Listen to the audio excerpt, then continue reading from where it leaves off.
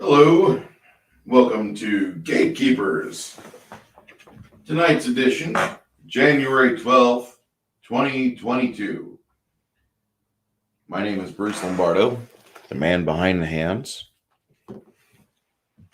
And tonight, while I wait for my friends to arrive, let me go post this stream over here into YouTube land.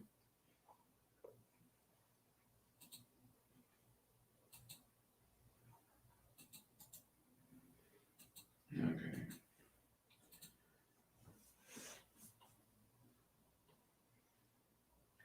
So how is everyone tonight? This is a stream that I've been wanting to do for a little bit.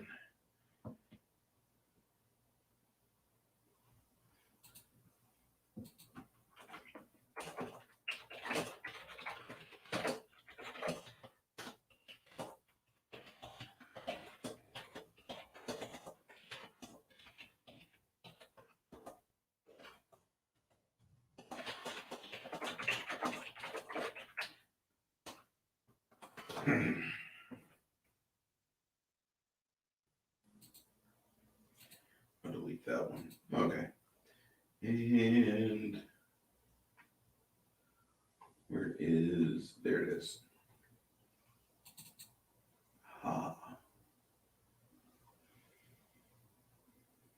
Looks like I've got the guys discussing it.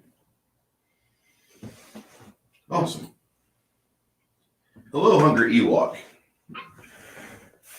I'd like to say I thank you, the two of you, for being on time tonight for tonight's discussion. We're going to discuss old adventures that we played years ago for the simple fact that I want to see if we really love those adventures or if it's just the member berries and they don't hold up today. And regardless, how can we learn from adventures in B2 or Keep of the Unknown or the Caves of Chaos? How can you truly frighten the hell out of your players after you've been through the horror of the Orient Express for Call of Cthulhu 5th edition or 7th edition, whatever edition they're on now? So tonight's discussion is going to be revolving around that. You're also going to see my hands from time to time while I discuss things. So first up is a module that I really loved back in the day. And you guys knew this was coming. This was not considered in the Classics League as other modules of the first edition era were. Some of you may recognize the cover art. This is from Pool of Radiance, the first SSI gold box game. I've been showcasing this over the past few streams for a really good reason. I really love it. This is one of the best modules I've ever read. I read this back when I was 22, 23, and then I got almost a good copy right here. And it discusses with you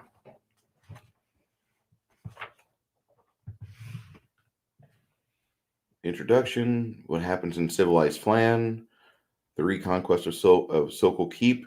It talks about the various things that Tyranthraxis is doing. And Tyranthraxis is a big, demonically possessed bronze dragon. And they call him the boss. Well, you don't ever discover Tyranthraxis till you're about 4th to 6th level. If you do it right as a DM, they won't know. They just know that they're adventuring around this wonderful city and trying to bring order into chaos. It is a first edition module.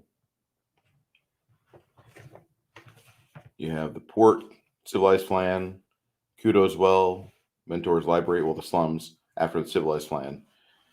But you go through this city and you even do a little bit of a hex crawl. Yeah, look at that. You got a hex crawl here. Around 4th to 7th level, you start doing that. And you wonder as to what's going on. Why is there's a scoured lands? And a druid should be able to kind of understand that something's polluting the river, the barren river. And so you head on up to the Sorcerer's Island, which has a big pyramid on it. Spoiler alert.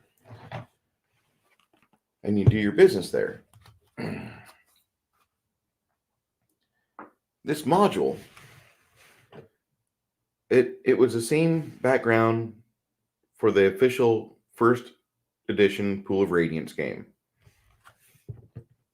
Some of you 40-somethings and maybe 50-somethings will remember that. But I have to tell you that it was an important game as to the fact that everybody wanted to play it. Hey, Rob.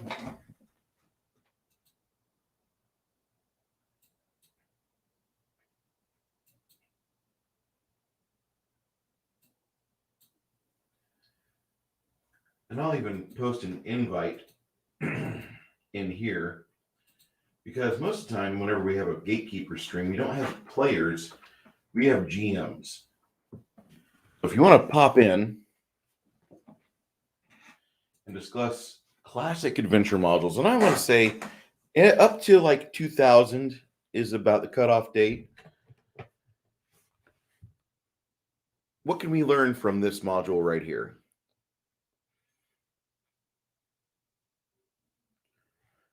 Well, this starts off and you're in a safe area, a safe space per se. Let's not ever say that word again, Bruce. So you have a place where the players can call home and they can get to know the town, and they meet the main players in the town. Some of them are really good. Some of them are really bad. Hey, Connell Wolf, how you doing? Have fun tonight, Bruce. Thank you. Darth Thick says, I never did play that game, but I've heard a crap ton about it. Yes. You give the players a little bit of leeway and civilized plan. Let them go about, and maybe they'll have a bar fight. Maybe they'll get roughed up by some people that are just rough. They're just mean. There's mean people in the world. And it's a good way to kind of bust their chops. Like, this isn't 5th edition. Or if it's 5th edition, make it to where they've got a lingering injury for a few days. But then you have the first of many commissions from the city will come to you. If you just go talk to City Hall, they say, if you help us clean out the slums, that would help us establish a better foothold in the city, and we could actually put these people that are roomed to the gills up in the ends in this town, we could actually spread out a little bit. And we have enough guards to where it could be safe if you do this. And so you start adventuring around you start to make your way around the slums, and you meet up with a bunch of kobolds, and you meet up with some goblins, and you find some secrets. You find secret treasures. Little things. Nothing huge. But things that a 1st or 2nd level player would probably go in for. And if they are into the lore, be it you run Forgotten Realms or your own campaign world, you can easily insert with just a line of throwaway text. Oh, yeah. Caldwell.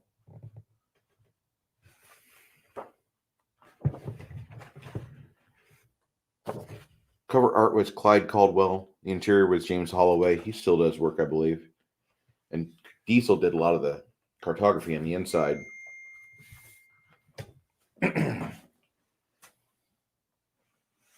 All right.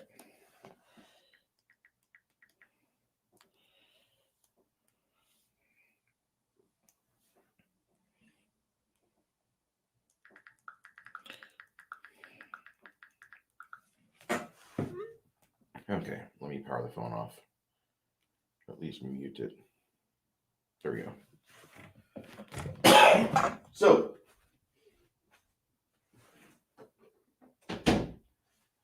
main thing, starting this game, you have your players, which they're assembling. And as they start to gather and they start to do their work for the city and become useful, they meet up with Cadorna and some of the other members of the city council. And Cadorna is a bad guy. I'll just say it. So what you want to do with him is just play him fairly cool, and he'll give the players information for so-called keep first after they've done their work in the slums. And the slums takes about 24 to 30 encounters for you to actually clear those out. You have a bunch of random encounters that you do, and then there's some set encounters that the game had on PC and on Commodore 64, but you don't have to use that. In fact, every section of town has this wonderful random encounter chart. Let's see. I know you're in there. Random encounters section, chart 1. Forest, grasslands, river and coast areas, low hills, mountains, human town areas. Okay. Unorganized human town areas, that'd be chart number 7.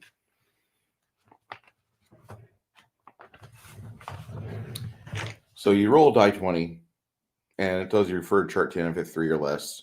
Go to chart 11 if it's 12 to 16. Orc band, goblin, hobgoblins, useful ruins, undead, kobold, ogre band, good human adventures, provide healing and a device, ruins, null band, human fighter band, refer to chart 15. So you have all these charts in here that tell you what you're actually looking at. Werewolf, doppelganger, marsh gads explodes, things like that. And you're not going to have a vampire or specter hopefully pop up in the slums. You're going to be like, hey, awesome one, you have a good night, buddy. You don't want to meet up with a specter or vampire while your characters are first or second level. That's really just, you are angling for TPK or to create something. But what makes this game so palatable, what makes it so recyclable, why you would want to use it at table after table every 5 years or so with your players, because one, not many people will hang at a table for 5 years. You'll still see each other at the game store if you live in the same area, but typically after about 3 years, that campaign's done and everybody kind of splits. Maybe keep 1 or 2 people. It's weird when I talk to people, and I've got about 4 people that still play with me on a regular basis. Or we're still in the same game. If it's not my game, it's Chris's game. But you could recycle this, and the reason why is that you have a lot of different items in here you can mine for ideas. You have maps, okay? First off, you got an old school pyramid map, which this is not fun if you're still drawing maps, okay? But as you get further up, you do have better things that happen to you. And granted, Yarash is not a pushover. He is a pain in the butt. Darth Theek says, I've played through both Undermountain and Ruins of Mithril. The 5e version of Undermountain is not as nerve-wracking as the original. Now I've only read the 5e version, but it's quite mellow. Yeah, that's the problem with it. This here, in the areas where the city is at, like I said, you can have a bar fight and have a bare-knuckle brawl, and you can get bruised. You can get healed up, though. People will fix you up. But the moment you get out in the slums, it's free reign. If you bump into a bunch of kobolds and they murder you and they defecate on your corpse, your family's going to be a little shamed. And that will happen. But as you continue to go through this area, you can recycle it for later on. First off, Flan doesn't go away in the Forgotten Realms. It becomes a moderately important trading port after they get rid of Taranthraxis. But in your own campaign world, you can use this city however you like, and you can place it wherever you want to be. So what you can do with this module is you can continue to mine it for ideas or the last name of an NPC adventurer that now his kids are getting big and they're trying to train, and you're guildmaster thief because maybe you've kept your character for the past 3 years and you are a guildmaster in game. Well, you remember that this NPC now has a kid, and oh my god, you're 12. I'll teach you some things, but I'm not going to teach you a whole lot. No, you can't join the guild. I don't care what your dad says. But you can recycle this stuff. And so the reason why I always go to the Ruins of Adventure, one, it's a great module. Everybody knows B2. Everybody and their sister played B1 and B2 to pieces. And the reason why is they're very good. They're super good. Even the Hackmaster version of the Keep on the Borderlands was insanely good. And there's a miniature campaign that happened for the Hackmaster modules where you got to hunt for Melanie, the old garrison commander's wife or girlfriend, who she didn't really like living in a dungeon. She didn't like living in a keep. And throughout all the adventure modules, Melanie has her own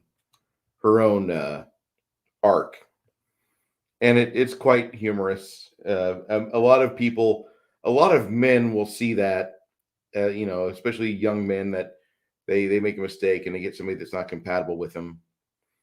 They'll laugh. Rob, I hope you have a good night, and I hope tomorrow when you watch this, I hope I entertained. But Ruins of Adventure is something that not everybody's played. So I always promote this. Maybe some of you were diehard CRPG people back in the day, and you played a lot of Commodore games, and that's understandable. I know I did. B1 and B2, they're good for a reason. They've got great NPCs. They have bases of operation. A base of operation is something that most classic adventures always had. They had a brick and mortar that your players could have their heroes call home. And they could go in there and get a nice bowl of soup or hot chocolate, or maybe somebody from the church would be in there after hours and they'd be able to patch him up or give him a cure light wounds. I'm not supposed to do this outside of the altar room, but let me help you. And thank you for your 15 gold. That was great. And you bought my $20 of my 20 gold worth of whiskey. That's awesome. So that's something that you want to do. You want to be able to bring a human element into your game. You always want to be thinking about, how can I bring it to where my players will know what I'm talking about? How can I make it to where in their head they own this scene? They're not looking at figurines on a battle mat, which that can be very useful for combat. But when we're doing a game, you don't need these to be visible all the time. What you need is to be able to put it in your players' heads what's going on right now. And so you want to have that back and forth, and you want to bring a level of humanity to your NPCs. And you want to make the town come alive, and typically it's done through the NPCs. Now, don't neglect the sensories. You don't forget, the graffiti on the brickwork. Don't forget the sound of the forges, if you've got a forge in town. Don't forget the smells. If there's a halfling baker nearby and he does a great sweet bread. Ooh. So you want to recycle these things, and you want to make it to where your players get it. You don't have to run a giant Tolus-like campaign, although it more power to you if you do, because no matter what, you have all the options in the world when you're the DM. You really do. You're not limited. Literally, you are limited only by your imagination. And that mindset that they had in First Ed TSR kind of carried into the rest of the industry back in the 80s and early 90s. You're only limited by your imagination. So go with it. You don't have to keep running B1 or B2 if you don't want to. If you are like, you know what, I want to run Planescape. I'm expecting Max to just bail after that. If you want to run Planescape and have the players go through the Great Modron March or the Dead Gods, do it. Give your players something new, but have an element that feels familiar with it, because that is how you're going to be able to angle it to where you can actually continue to tell your narrative week after week after week. And I guess really the big story is B1 and B2 give you this framework. They give you a skeleton that as a dungeon master, you get to flesh it out. You get to put on the bones and the muscle and all the non-essential parts for the structure. You get to have everything hand delivered to your players, and they give you just the bare bones necessities of framework that you can do when you assemble this together. There's not a single moment where you really know what's going to come out of your players' mouth. You're going to have to wing it. So before you start an adventure, write down 3 or 4 things. Just have bullet points as to what the players might see or smell. Make some bullet points as to who they might see walking down the road. Who's on duty in the afternoons? Just have an idea. Just get 6 or 7 names together. You don't have to use them all at once. These guys could rotate in and out. So when you're running the older adventure modules, one of the things I noticed compared to the newer modules, and I'm going to, even though Night Below is a 1996 adventure, I'm going to group that into the new age of adventure modules, because it feels a lot more like something that came out during 3rd ed than it did during 2nd edition. Night Below was too fleshed out, and it told you too many things. It gave you too many things that the narrative hinged on. And if your players weren't into the narrative, you weren't going to be able to tell the story. Whereas B1 and B2, Ruins of Adventure, Against the Giants, they all just gave you this literal framework that you could hang your adventure on, and you could just dabble with it and add some skin here, add some meat over here, and you would be able to have total control over these modules and over what your players really experience. Whereas if you're reading all the flavor text, all the flavor text in Night Below was disgusting. And worse yet was the fact that they said this is not a hack and slash adventure. Hey, LDG of Geeks and Joy. Night Below told you this is not a hack and slash adventure, but every end of their book, they had 3 adventure books, one for level 1 through 5, one through up to 10th level, and one post 10th. Every one of those books was just a slog. It was a hack, and it felt like you were playing a video game. So that was one of the things that I really wanted to discuss tonight. Now, if somebody wants to come in and talk, I do have the Darth Thick says, I tried to run Night Below a while back, and my players straight up said nope to the Underdark, which is funny because that typically does happen. You have an adventure where you're like, hey, check this out. It's really cool. And the players are like, hold on, Google, players review.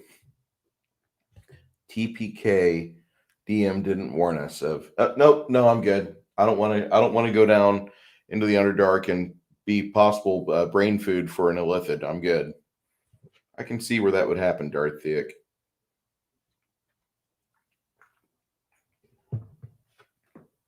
Fun though.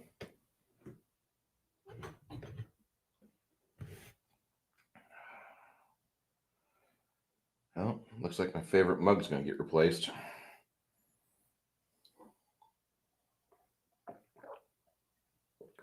Sorry for those of you that have mesothelioma. Well, so the other module I wheel over.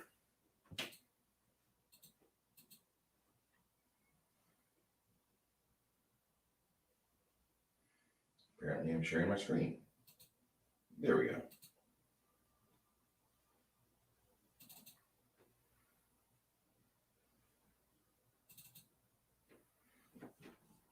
Here's one of my absolute favorite modules. It's for levels 7 to 11. And I'm surprised. This is a module that everybody and their sister, you think today all the blue-haired and pink-haired SJW types would be all over it. Nope, they're not.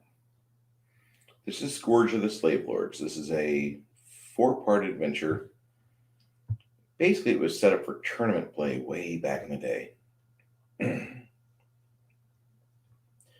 And they tell you that this began in Temple of Elemental Evil. And with the group that you had during the Temple of Elemental Evil, you can have them journey from the safety of Hamlet to Pomarge. And now they're adventuring in Lands of Greyhawk. They can go up to 10th level or higher here. David Cook wrote that in 86. But this adventure module is fairly cool. You have a little bit of a road and a few NPCs to talk to throughout that time. Welcome to Safetown. Use no magic here. So reads a sign on the outskirts of this small walled town of 1,000 inhabitants. The watch seems active on the walls and towers surrounding the town, but the gate stands open. A sea breeze freshens the air with a sting of salt. There's an open friendliness about the town, making it seem like a good and cheerful place to live. This really isn't that bad with all the flavor text. They do have a bit of flavor text in this, but they give you enough to where you can cling on to it if your DM is not good at sharing info.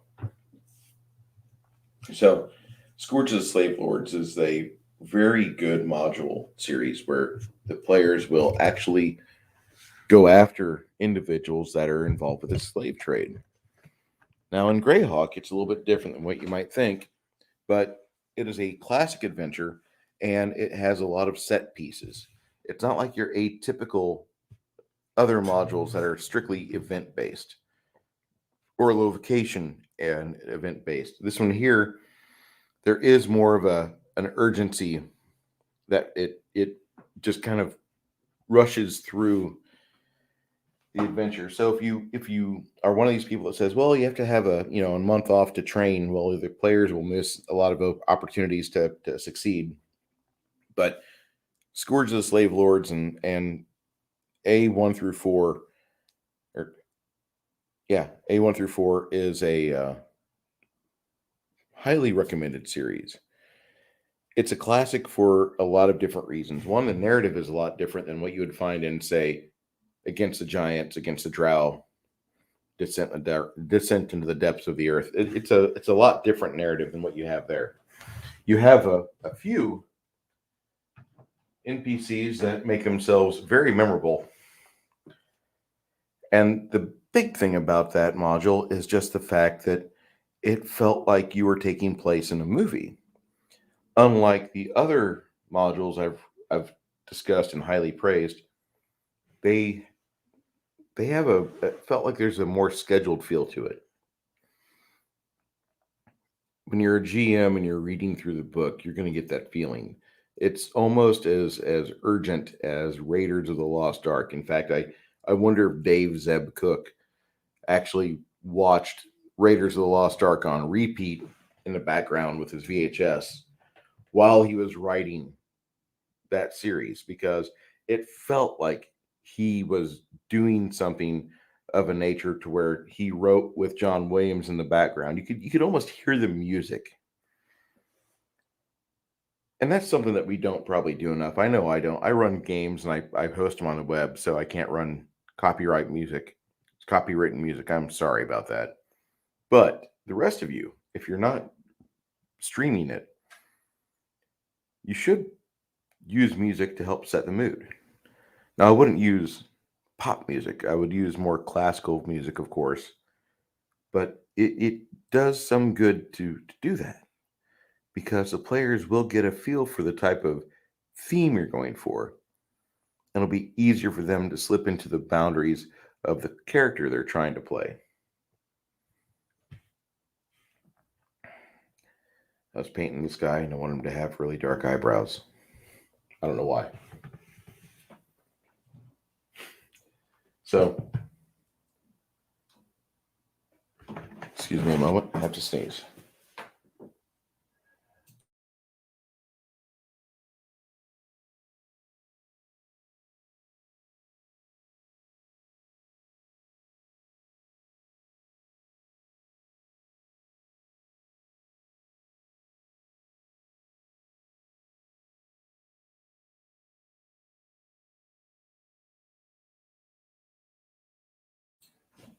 All right.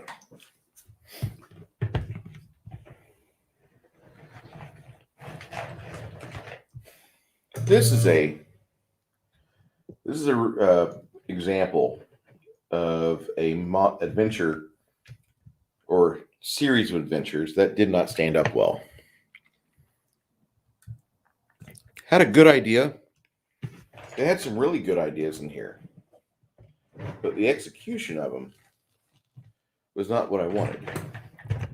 You have pretty much a bunch of different maps that I pilfer from all the time.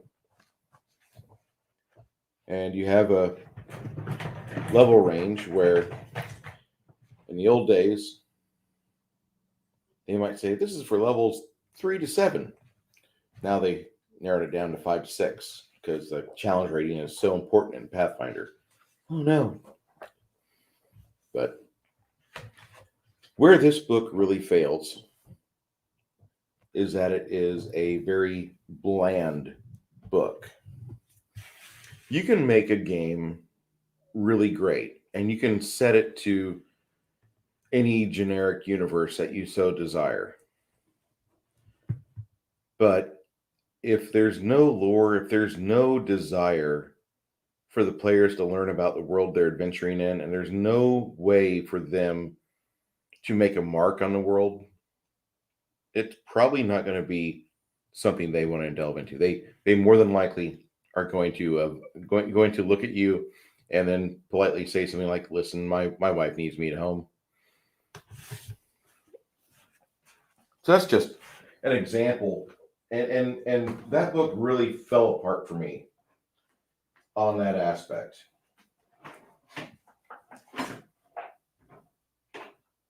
This is probably the lowest the Gatekeepers have had on live viewer counts, and I'm sorry if I'm hoping that you guys are understanding where I'm going with this, because I'm trying to help illustrate as to why the classics are classics. This is a piece from 1997.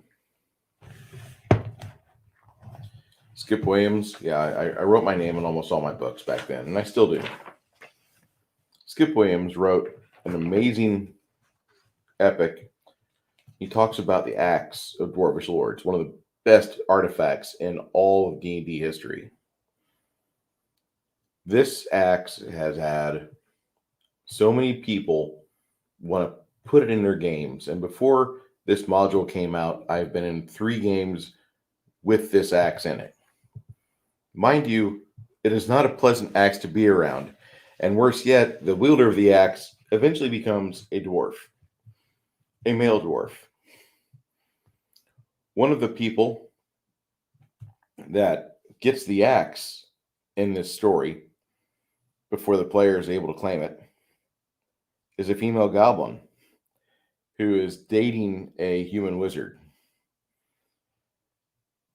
And the entire affair they detail in here will give you, a grown man or a grown person, the willies. It just puts you in, oh my God, that's a creep. And you'll want to go wash.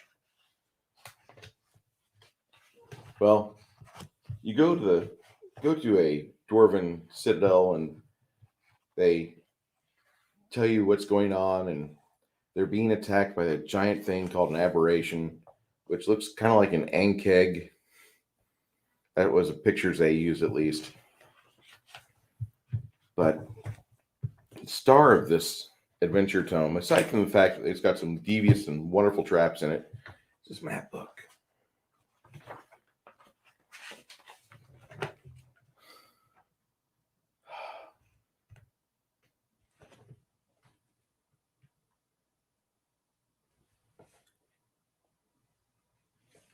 All of these locations that have got a number by them are detailed fairly well in the book that you just saw this get pulled out of. So, the Acts of Dwarvish Lords goes into quite a bit of detail as to what the dwarves would do.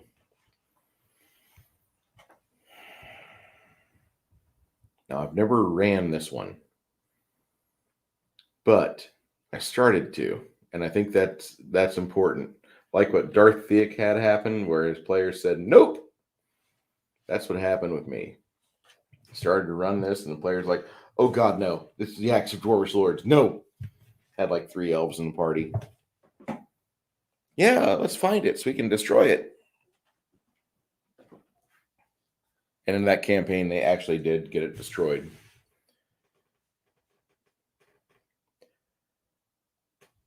But you have that adventure story there. And while you can do an exploration-based game, which I recommend, there are certain ways for you to narrate as you're discussing the game and showing the players as they adventure down halls. And you don't want to really draw it out because that kind of breaks immersion too, unless somebody's like, no, I'm mapping this as we walk along. Okay.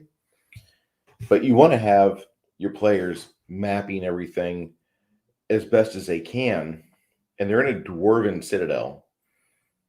I don't know if that quite helps you, but when I think of dwarven citadels, I don't think about Moria, but I think about giant stone edifices where you have dwarves that are toiling away, and you'll have the creak of the water pipes above, or you'll be definitely smelling a lot of sulfur as they're getting the forges continuously resupplied with fuel to keep their war machine going. And dwarves are always at war, no matter what. They might be at peace, they're at war. So you have these environmental factors going on around the players as they adventure around. And that book, that story wraps up really neatly in the third act. It's a long campaign. This was back in second ed from levels 10 to 14. Back in levels 10 to 14, you gained no hit points. You just had like a +3 if you're a fighter, +1 if you're a mage. It made you sad, really. But that's the rules for back then. Nowadays, we just roll die for every level up to the maximum, be it 20 or 36 or whatever your D&D, whatever your game master tells you to go to. And I'm speaking primarily from the aspect of D&D because majority of my work in the 90s was D&D based. So the 3 adventures I brought up so far that were good, what they allowed you to do is they allowed you to read them, get an idea of what's going on. You have a layout, you have a clearly defined map of where the players are expected to go and how they're supposed to think things through. Build a flow chart when you're doing this. When you make your notes, do a flow chart. And what will happen is that you'll be looking at how you can angle the players to possibly get them interested to go off on this side quest over here. How can I hook them and get them to go follow these baby sounds over here? Oh, that's a Lucretia. Damn it. So you want to have these things constantly being reinforced. You have a great deal of versatility, or you have a great deal of wiggle room. So if you want to put a small adventure while you're running these modules, and if you want to have like a 3-room dungeon or an Orc and Pie festival, you can do that. If you wish to have one of the NPC sisters of one of your housemates get captured and have that become like a side quest. There's enough wiggle room in all these modules where you could do that. Especially, it's very interesting with the Scourge of the Slave Lords. Now, whenever you look at bad modules, and I suggest everybody don't limit yourself to the greatest. I mean, you want to take good notes, because when you run a game for your players, you want to keep them involved. You want to regurgitate things that should be things that are great. So you want to take good notes with B2 and G1. You want to definitely watch in the Temple of Tamakan. There's a dungeon where the players go into it. It's a tournament module, of course, and they go all the way down and they fight a few monsters, but then they get to the altar and they touch it, and that's when the entire module turns into like the players get attacked in an enemy dungeon, and there's a siege. Like there's 20 bugbears at once, and then you have in the next 3 rounds you'll have 30 more goblins attack, and then you'll have goblin archers, and you'll have a few evil rangers, and you'll have just an entire 20 people around at one point arrive if the players have done their job poorly, if they've not prepared. So you want to have notes on what they can do and what all they can get a hold of. And that really is best for the battle mat. I will say that the theater of the mind didn't work for us on the first 2 times I ran that, but you want to have all of these opportunities available in your head, because whenever one of these cues is activated, you want to just spit it out and give it to the player and let them run with it. You actually have more power over your players than you understand, because whenever you discuss something, whenever you're just given a throwaway line, it's something you can mine for an adventure 2 or 3 adventures down the road, or 2 or 3 years. It's the same thing like when Han Solo just said, I was born on Corellia, where they make the big corporate ships. And all of a sudden, from episode 4, 1976, 1977, now we have a single throwaway line that the Solo Lost Money movie, they use that line as a plot point. All these things that Han Solo just tossed out as throwaway lines, they use that in a movie. And you can do the same thing, but you should do it better because you're you. And I have a lot more faith in you than I have in Lucasfilm right now. You should be able to use the players' urges or familial desires or protective instincts.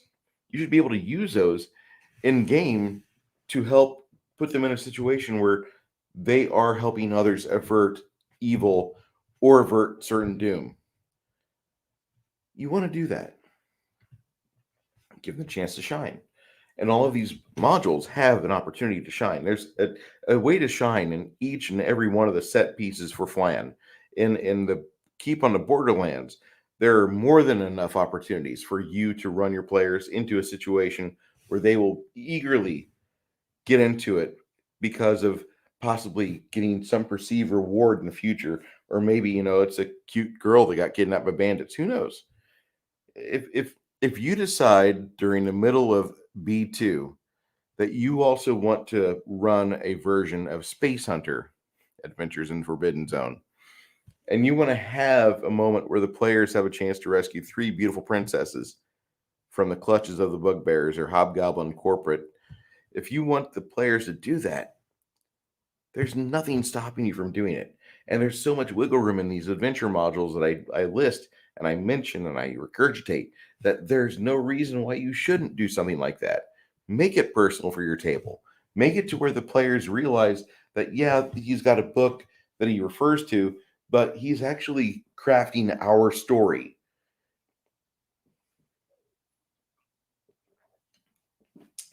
Hello, T-shirted historian. Hello, Legion of Myth.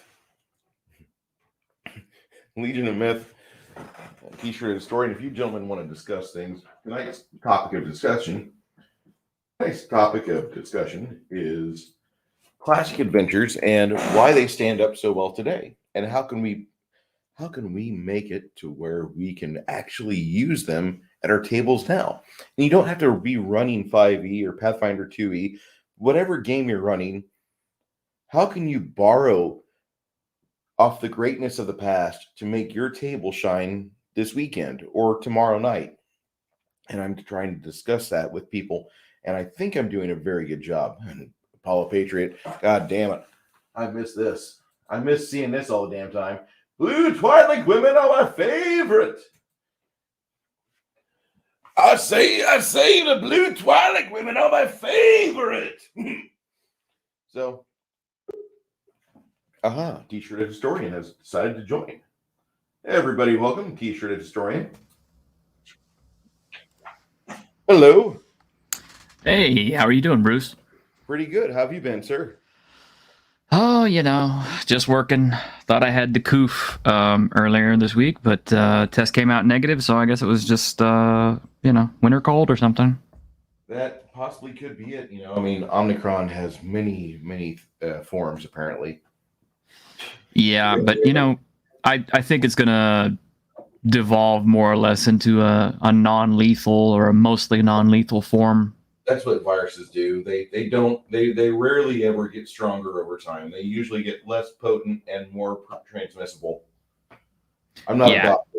I'm not a doctor. Don't take me down, YouTube. But that's the historical thing. No, it's true. I suspect it's going to be like just a flu or a cold or anything else that we have to deal with on a yearly basis. Yeah, and I think that's what it's going to turn into, and I hate to say that because as somebody that now I have an oxygen monitor, if I need to measure it, I throw it on my finger. Oh, look, I'm still at 96%. I guess I'm doing good. But I really am looking at it to where I think everything is going to just get lessened and lessened, even though they're saying now there's one that's got Delta and Omicron strains have mutated together, and they're now coming out of South Africa. I don't believe it. I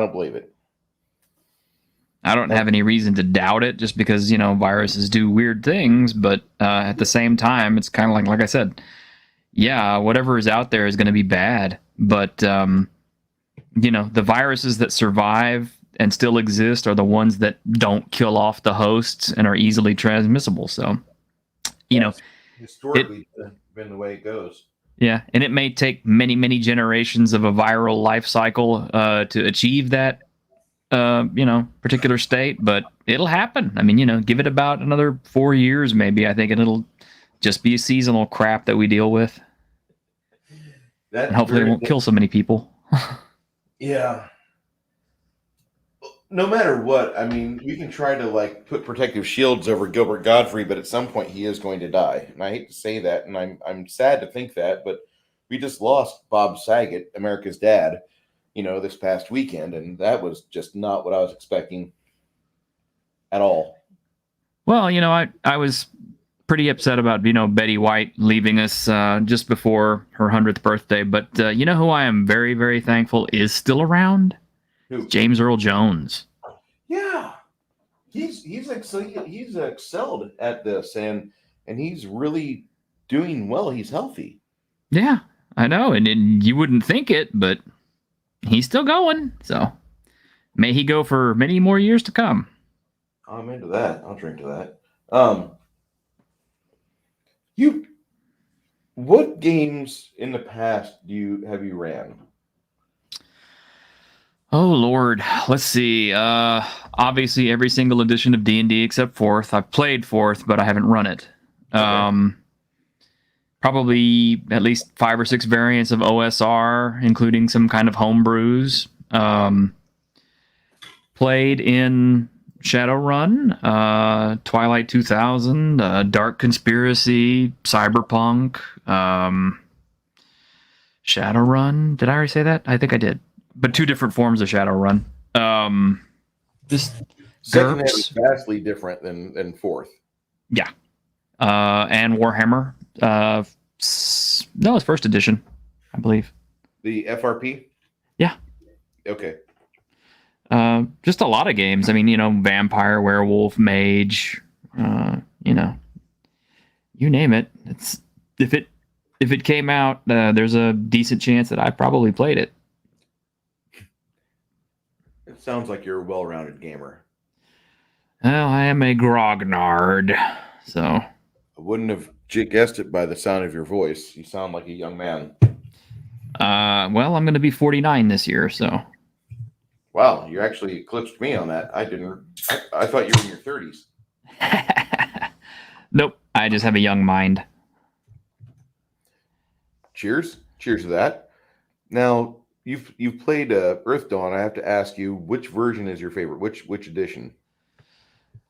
Earth Dawn, probably the first edition that came out during the 3. Well, no, it was just during 3.0 days. Okay. Did you when you were playing it? Did you happen to? Did you run it or did you play it?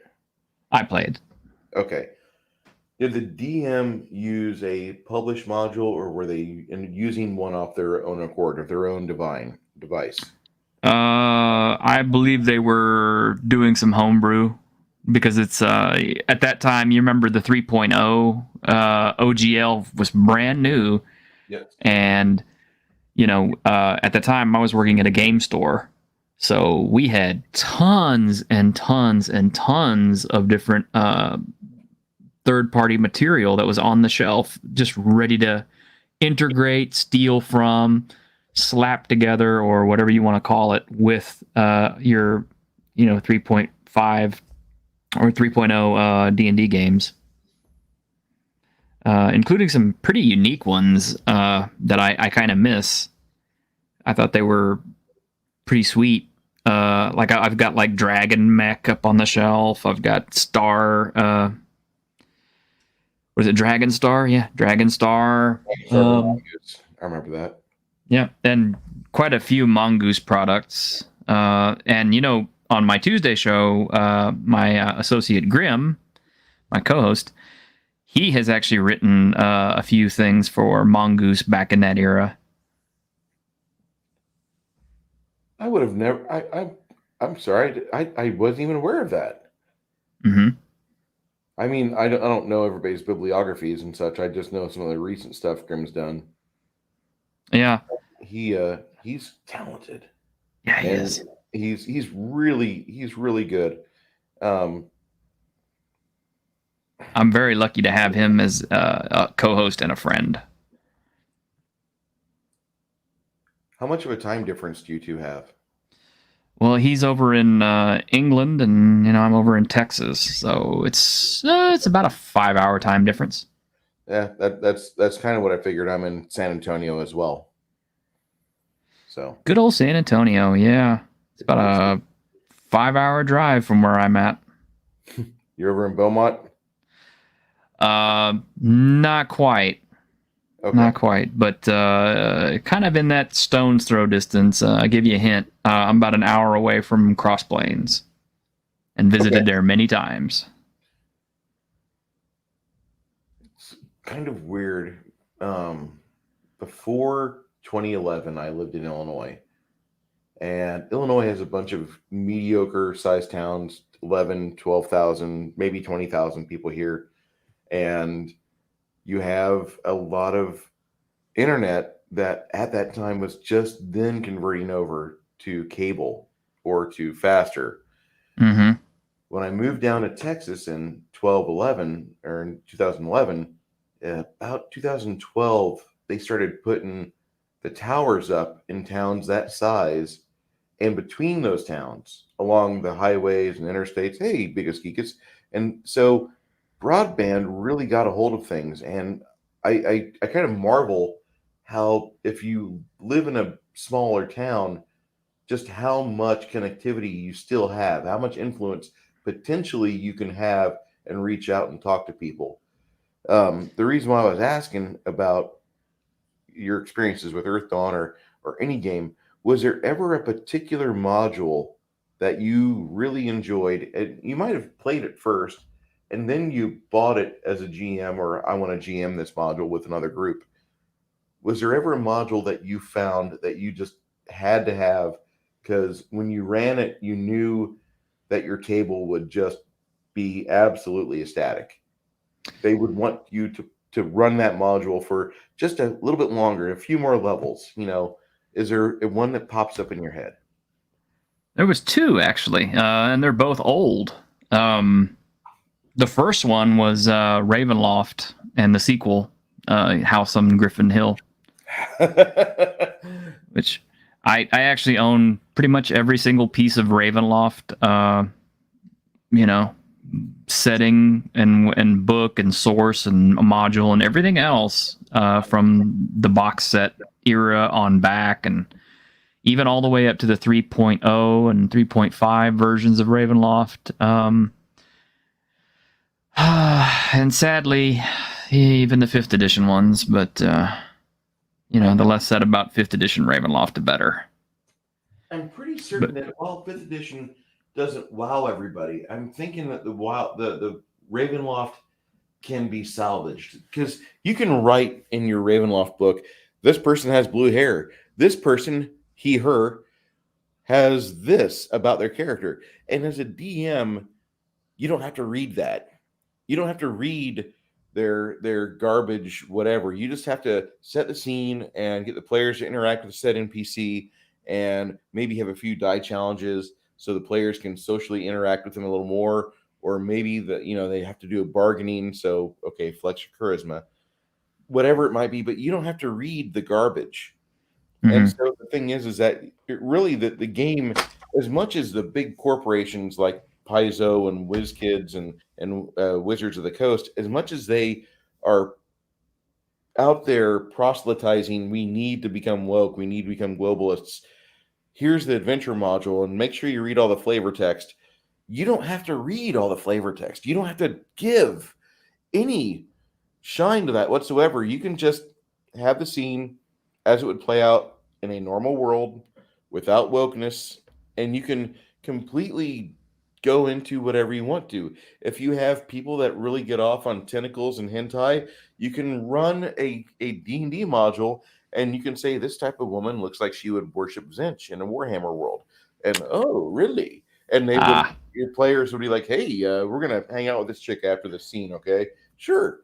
And you can do that sort of thing, but you don't have to run the garbage. If you want to buy Ravenloft 5e, you don't have to. But if you do, and you read it, and you're like, that was underwhelming, let me add some stuff from a better version of it, and you dig out your second edition or your first edition stuff, and you just give it some life, you're in total control of it. And when your players hear you do that, yeah, that's absolutely true. But here's the funny thing. Up until this particular version of Dungeons and Dragons, we didn't have to do that, because it was already, all that stuff was already built into the game, and it was already there available for us, and it was enjoyable, and everybody liked it for the most part, except for apparently a small vocal minority who insists on posting up on Twitter how all the various offenses committed by Gary Gygax and company, and how the current regime at WotC is fixing all that.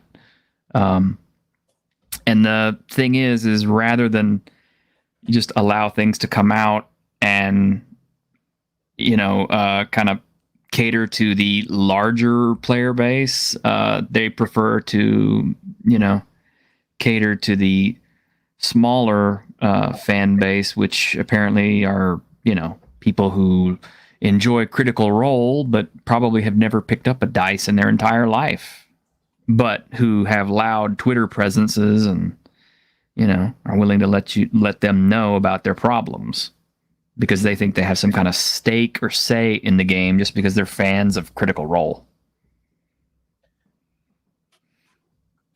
I'm not a fan of Critical Role. I'm not either. I should be. I should be happy that they brought some good players into the fold. There's bad players they brought, and there's people that are in it just so they can try to milk the Critical Role crap and throw their own version of I'm Jenny D and here's how I'm going to make money off you because I've got a calendar and I'm a cute little chick with blue hair, which I find that reprehensible, but that's just me. I go to Instagram and I pay them nothing. I think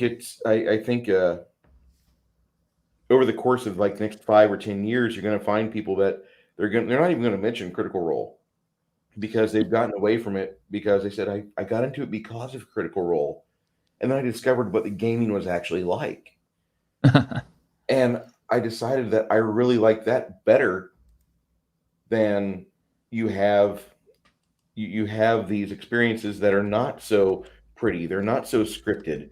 You have, you dropped your miniature on the floor, the dice rolled under the table. They never do that on Critical Role. It's amazing.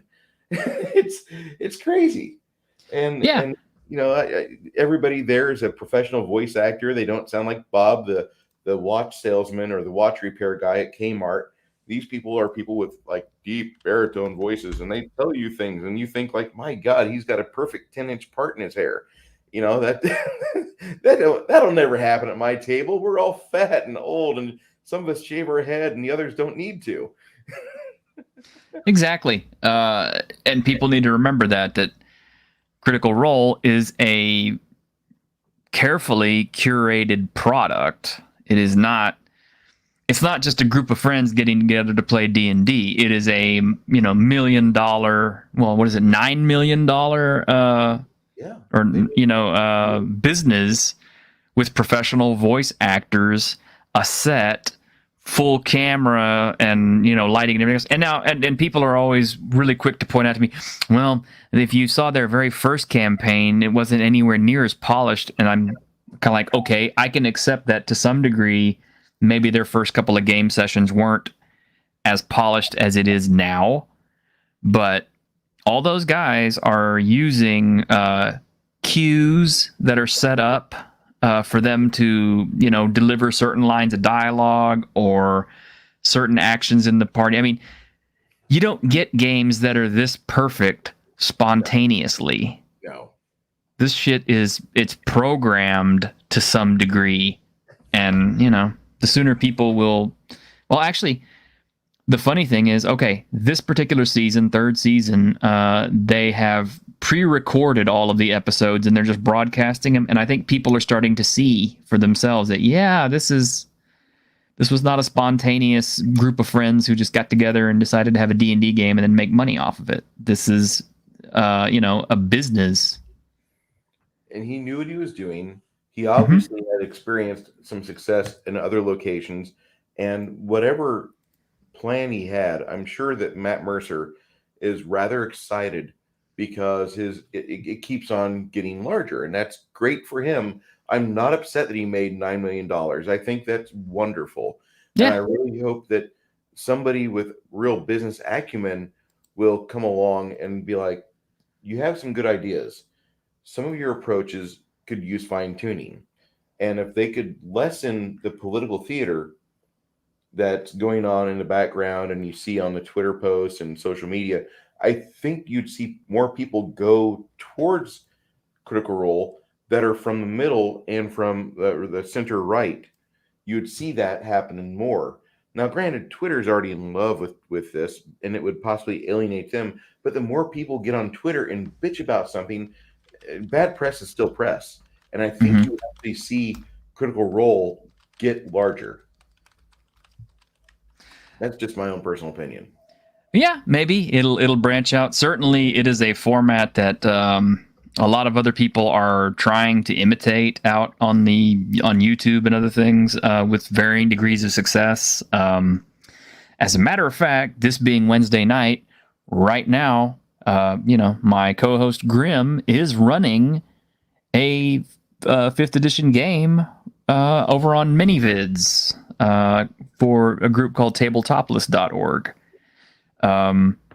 And the game is being run for a group of sex workers that likes to, let their hair down and play role-playing games. And yes, there's nudity and everything else like you might expect, but it's basically Critical Role with boobs and stuff.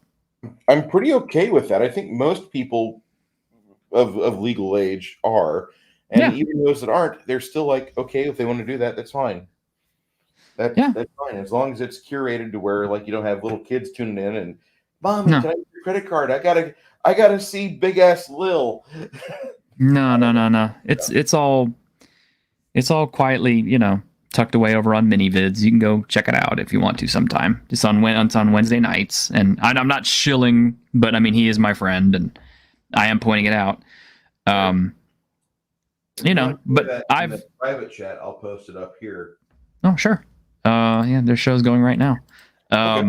I used to watch I Hit It With My Axe, which was a similar show. I believe it was on a adult site, but they were playing D&D, and you'd have like the occasional boob shots, or somebody would stand up and there'd be like a lewd display, but they would get back to the game. They always went back to the game. They never got involved. We're like, okay, well, this is just going to go straight porn now. Hello, Rita. How are you? Elder Chester. I love seeing Elder Lord Hester in here. He's cool. I like him.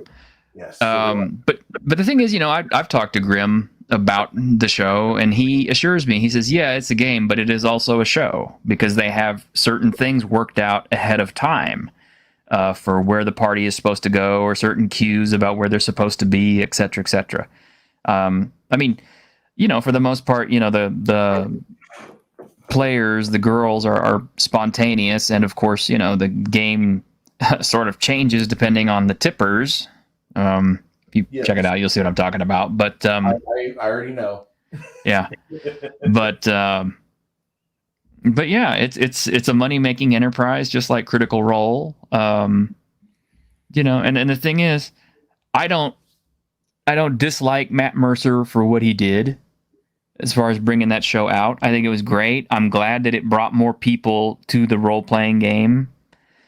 The ones who did, and I don't hate the people who like his show or anything else, but it did unfortunately create that Mercer effect. Yes. And that's where we are. And that's something I was kind of discussing in a roundabout way, because the older modules, like your Ravenloft, your House on Gryphon Hill, your Battle of Bloodmarch Hill, or your B2, the Keep on the Borderlands. All of those old modules had wiggle room in them. They gave you the framework of how it was supposed to go. You were supposed to, at one point, check out this site. You were supposed to interact with these people. You're supposed to have a combat over here. But between these areas, it's not completely scripted. And the GM was absolutely given full authority to do whatever. The first edition TSR, if I remember right, it was you're only limited by your imagination. Go ahead. I happen to have a copy of B1, In Search of the Unknown, and it's not an original; it's a reprint, but it's still. And if you look through it, it has rooms laid out in most of the dungeon, and they have no entries for the monsters, the treasure, or what the inside of the room looks like, because the idea was for first-time dungeon masters to fill those things in so they could kind of get a sense of how to build a adventure. All they gave you basically was the map and the locations, and that was it. You were not given anything else. You were able to flesh it out. If there was a bed in the room, or if there was a dresser, that was up to you. You had to decide, what did the players encounter? What did they interact with? Ironcaster, it's good to see you, man. And if you got to get going, get yourself some rest. I really like that old style of game. I showed off. What I feel is a great design for a campaign, which is an old 1996 or 1997. Oh, it's 98, they say. Acts of Dwarvish Lords. And I remember that one. Towards the end of second edition, this was like one of those modules that you opened up and it was like a holy grail because they didn't really do a lot of artifact hunting in second ed. They really didn't. This was like one of the few times you had this and the Rod of Seven Parts. And Mhm. I don't remember a published module really going into the artifacts, but this had so many nice little twists and turns, but it wasn't completely scripted to where you had to follow everything down to the letter. Yeah, they didn't even have text box for what you encountered and stuff like in some of the modules. No. My favorite old school module besides Ravenloft though was S3 Expedition to Barrier Peaks. And I've never actually run it as its full out scenario, which you know what the scenario is, right? You find the old crashed spaceship, right? Yeah. Okay. Yeah, exactly. I love that one. That is my favorite. And they reprinted it not too long ago from Goodman Games. So you can actually play it old school, you can play it tournament edition, or you can play a 5th edition version, which has been updated and added more stuff to it, which is definitely my preference. But what I like about that, though, is instead of running the adventure as a whole, you know, where they go into the spaceship and check out everything else, the spaceship is divided up into like 4 levels, right? Yeah. 4 very big levels. So what I like to do is I like to say that each of those levels actually separated out and fell in different parts of the continent. That sounds pretty interesting. Yeah. That would be great. It becomes kind of a longer campaign / treasure hunt because, you know, they find the first module and they go through it and they get all the cool stuff out of it. And then, you know, after they get out, someone tells them, it's like, yeah, there was another section that was way over here, and, you know, so they can just kind of follow the trail of breadcrumbs and pick it up where they want. Because most levels are individually contained in that module. No, I've never ran S3. So if you want to talk about that, you're not going to spoil it for me, but I'm telling you what, I'll be more than happy to take good notes. And because that sounds like a wonderful idea, because there's so many campaigns that it's just a single site adventure. But S3 is supposed to be middle levels, isn't it? Mid to high, 8 to 12. So why would you not want to have a situation where you have a hex crawl? I mean, my favorite aspect of D&D or tabletop RPGs is the hex crawl. I love the fact that we get a blank hex map and I just track the players. Okay, on this day, you guys adventured through the rocks and you found that this has a peak of about maybe 3,000 feet and not really hard to breathe yet, but you guys are doing well. From here, you can see there's a forest and there's a forest that continues over here along your eastern side. And over here, you have what appears to be a river and a gorge. And where do you guys want to head to? And you do that. And hex crawling is just part of my game. That's what I really enjoy running. And by doing something where you split the UFO or the alien ship into multiple parts and let the players kind of get a glimpse, or they hear rumors of, hey, something else crashed over about 10 miles yonder, you should go take a look at it. The players are then on horseback, and you can insert the Monty Python adventure theme as they clop over the hillside and finally make their way to level 2 or 3. Where'd you get the coconuts? Yeah, they got the coconuts. They're banging along. And I don't ever usually say the coconuts because my players are usually already mimicking banging coconuts. Yeah, it's kind of funny. Earlier, I was having a semi-heated discussion with a guy I actually respect on Twitter, but sometimes his takes are just a little bit too on the Wizards of the Coast side. But he said he claimed that he always thought Dungeons and Dragons had more in common with Monty Python than anything else. And I said it's not intrinsically like Monty Python, but with the right combinations of fumbles and players, yeah, it easily becomes that. But you know, that's that's usually how my games operate. We take it very seriously until we have that first critical fumble, and then the spell is broken, and from there on out, it's Fumbleina. What do you do this round? And I can't get my straight face back on. It takes about a good 2 hours to reset my face.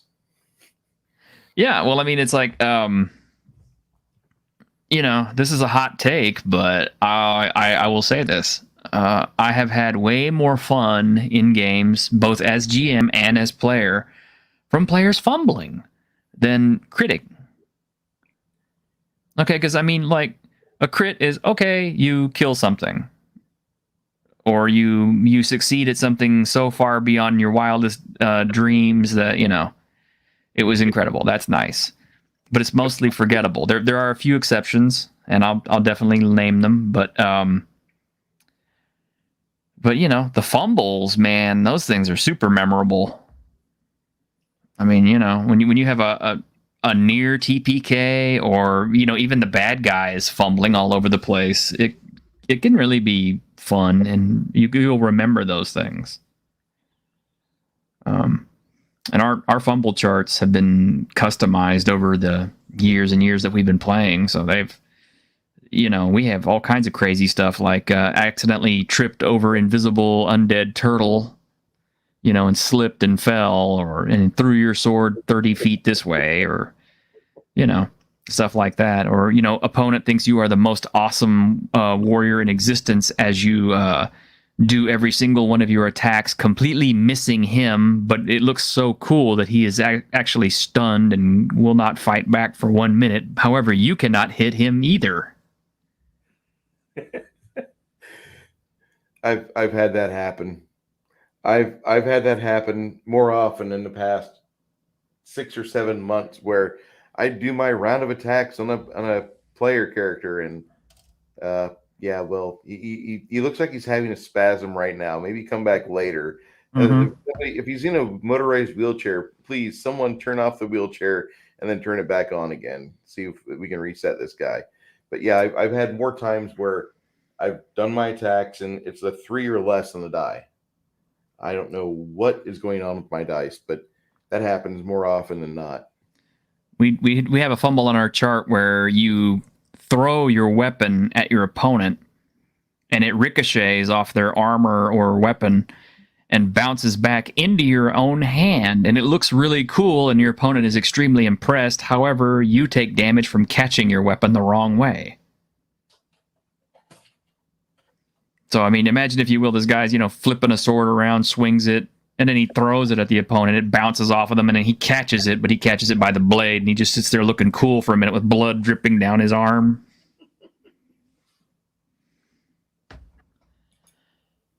I can see that happening.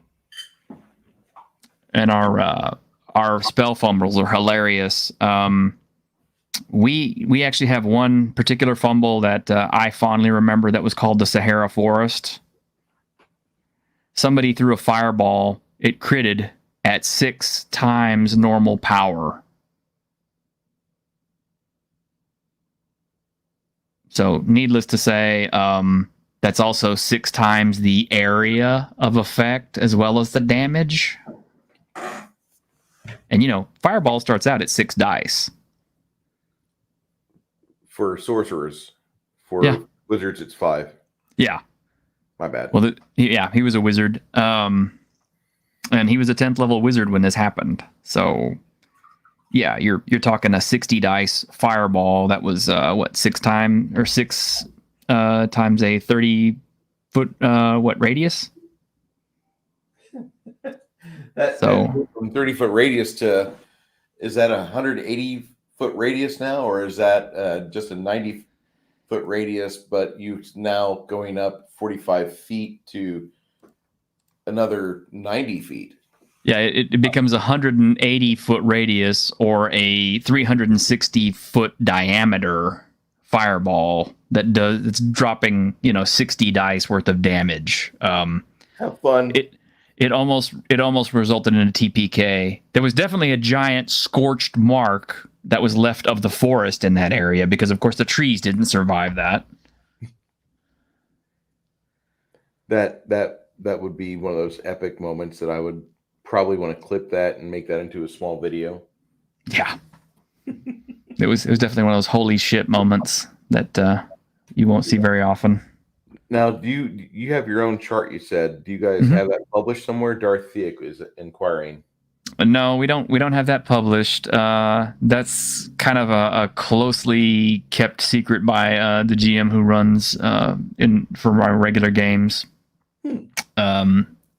I am kind of trying to gently coax him into publishing some of his stuff because he really needs to. He's getting up there in years, and definitely, if I'm still around when he passes from this earth, that's one of the things I'm going to do is take all his fumble charts and crit charts and put them into some kind of a book form and either distribute it for free on the internet or sell it at a very low cost for grave maintenance or something. But because he deserves it. He deserves to be immortalized in some way because his fumble charts are just hilarious and they gave us so many hours of fun. See, that's something that not enough players realize during the time they're involved at the table. But something will happen. Somebody will get into a car wreck. Somebody will have a moment where they're like, I need to be an adult and move away and get a better job and better promotion. And it doesn't take but maybe 3 weeks after that when your players look up from the table and they're like, I miss Bob, or I really miss Tina, and it's an unusual dynamic because we're not going to war together, but we're sharing so much of ourselves with the idea exchange.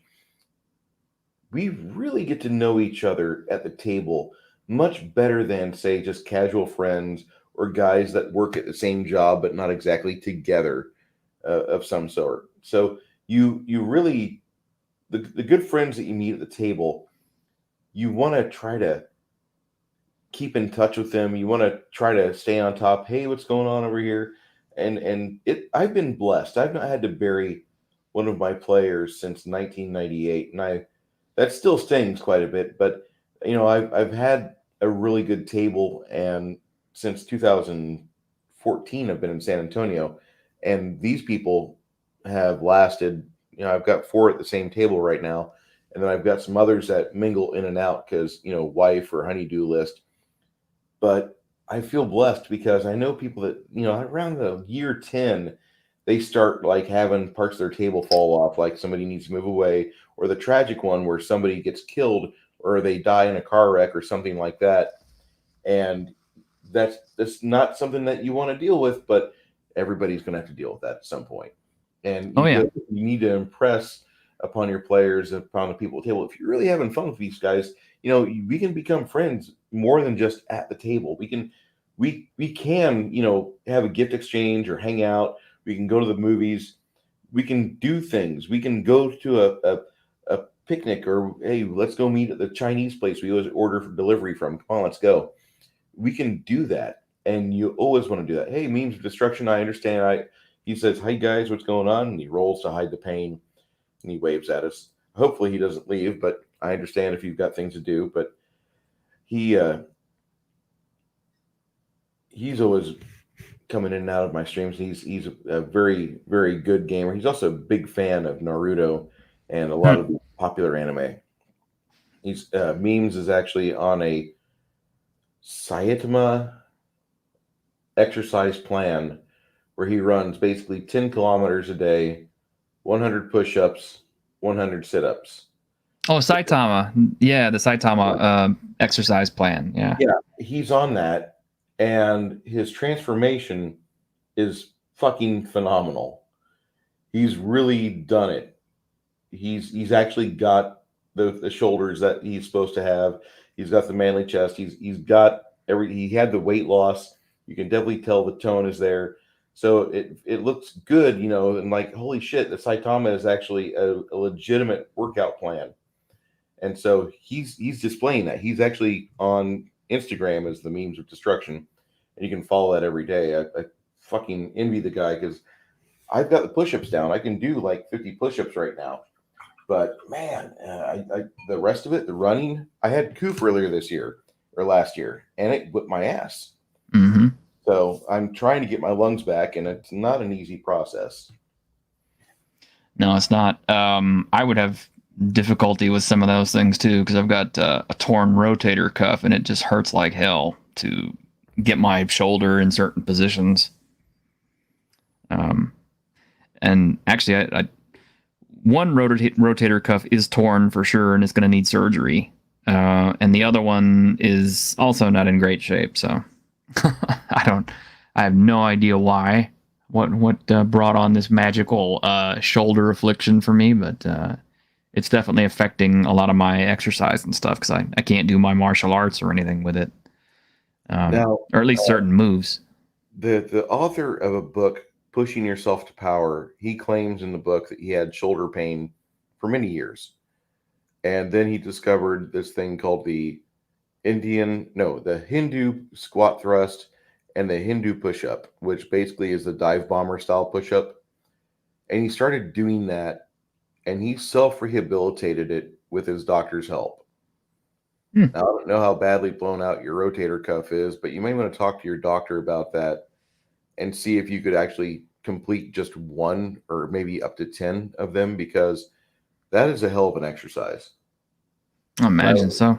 I would say that that's something that, I mean, if you've got a friend that, can help you with like either some sort of like belt to help your support while you're going down then up again, I would recommend that. But the dive bomber push-ups, or what they call the Hindu push-up, is one of my favorite kinetic exercises, and you do it in such a slow and controlled fashion that you don't need to do a tremendous amount of, maybe 5 or 10. You can do 20 if you so choose, and you'll be in great shape. But you're going to be having your muscles give out long before, whenever you're involved with the first few in the beginning stages.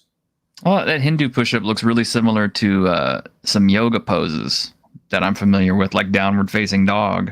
Yes. And I really like yoga. There was a time when people thought, "Oh, you're very effeminate to be enjoying yoga," but I'm like, to me, it's just another form of martial art. It's all it is. And if people want to criticize it, hey, that's fine. I make fun of people that sit down and do nothing but watch football on Sundays. Mm-hmm. That's just my prerogative, and I know that's not a healthy one in America, but I there's other things you can do, and some of them make you money, and other ones just make you happy. But watching somebody else throw around pigskin, oh please, I'm sorry. I do like MMA much better. Yeah. Two guys beating the shit out of each other. Yeah, count me in. I want to see that. Oh, I got a bot. Yeah, I got a bot. Do not click on that, guys. I gotta pull up my YouTube and set my settings here real quick.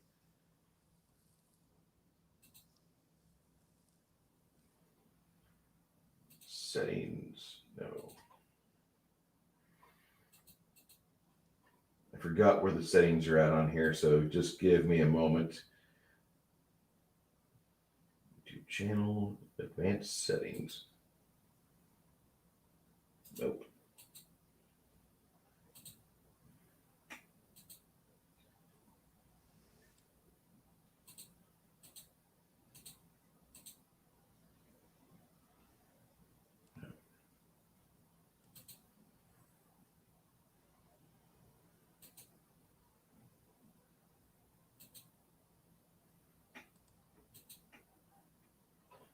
Do you remember where the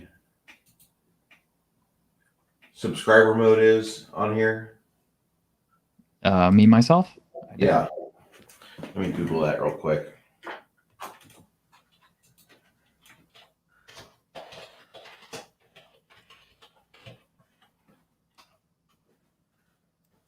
So happy this thing. All right.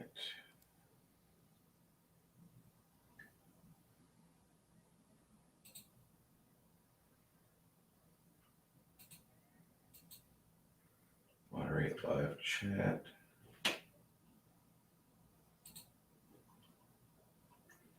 Live control room from your live stream. Click edit. Okay. Your channel.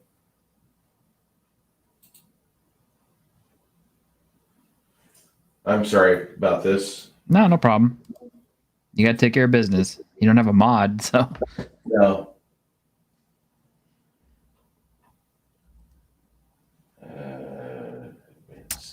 Bruce, are you familiar with what is being put on all of the old modules that we like? By the way, Are they putting a disclaimer up there? they are on even on the digital sales. But everything from White Plume Mountain to Lost Caverns of Skojant to Keep on the Borderlands to Vault of the Drow, Queen of the Demon Web Pits, Descent in the Depths of the Earth, Cult of the Reptile God, all of those old classic modules that we used to enjoy back in the 80s, and I guess partially the 70s too. Yeah, there is a disclaimer on all of these things that says, we Wizards recognize that some of the legacy content available on this website does not reflect the values of the Dungeons & Dragons franchise today. Some older content may reflect ethnic, racial, and gender prejudice that were commonplace in American society at that time. These depictions were wrong then and are wrong today. This content is presented as it was originally created, because to do so otherwise would be the same as claiming these prejudices never existed. Dungeons & Dragons teaches that diversity is a strength, and we strive to make our D&D products as welcoming and inclusive as possible. This part of our work will never end. That's crazy. Yeah. And, you know, some of these writers and artists and things who worked on these are still alive and still in the business, still trying to make money and stuff. And now, you know, Wizards of the Coast has basically come out and put a disclaimer on all the stuff that they worked on that more or less is saying, hey, this guy was a, you know, racist or a fascist or whatever, or had gender prejudices and things. I don't understand why they would want to do that. That doesn't make any sense to me. What better way than to, you know, upset someone, give them a black eye, and that's exactly what it feels like. Why are we trying to curate these? The people that bought these modules back then are what built the brand. I'm not understanding what their mentality is. I understand the current agenda is to repurpose everything. Nothing from the old must be allowed to be able to permeate society today. Everything must be rewritten to submit to today's standards. Every event, every notable piece of paper, it all must fit within 2022. Yes. And if you have seen the latest free offering from Dungeons & Dragons from WotC, it involves your characters in the Strixhaven campaign playing as baristas or janitors or servers in a coffee shop.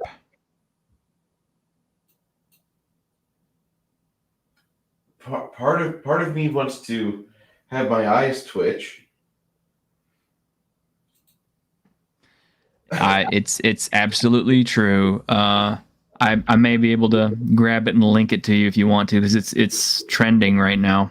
I looked it over myself, and apparently it's very dead serious, because the Strixhaven setting, you know, is supposed to be like a low-level setting where you're basically playing, you know, college age, you know, mages and stuff like that, and kind of like a Hogwarts light style setting, including creating social relationships and going to proms and doing all these kind of things.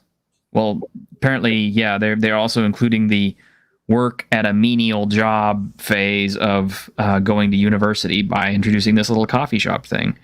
And the material presented in it is presented as if it is serious and part of the campaign, because your characters can interact with NPCs that come in, and, you know, it can improve or degrade their relationship with those NPCs. And some of the activities are things like work together to create a complicated coffee recipe for a customer, or deal with an angry customer, or clean stuff, or fight the monster that lives in the newsstand outside. And I can't make this stuff up, Bruce. This is actual Wizards of the Coast produced material that is free to read now. I'm Joe. Can you speak, Joe? Do you have your mute? Can't hear him.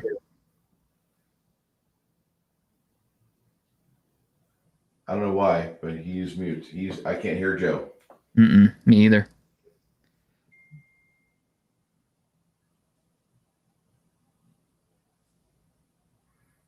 But yeah, that is that's current D&D for you. So, you know.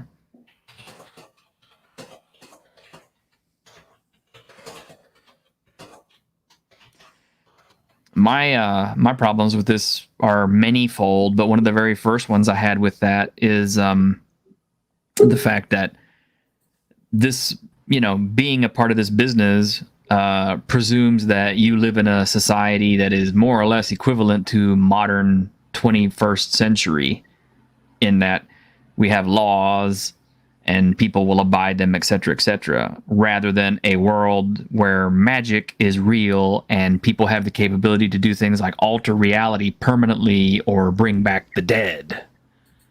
You know?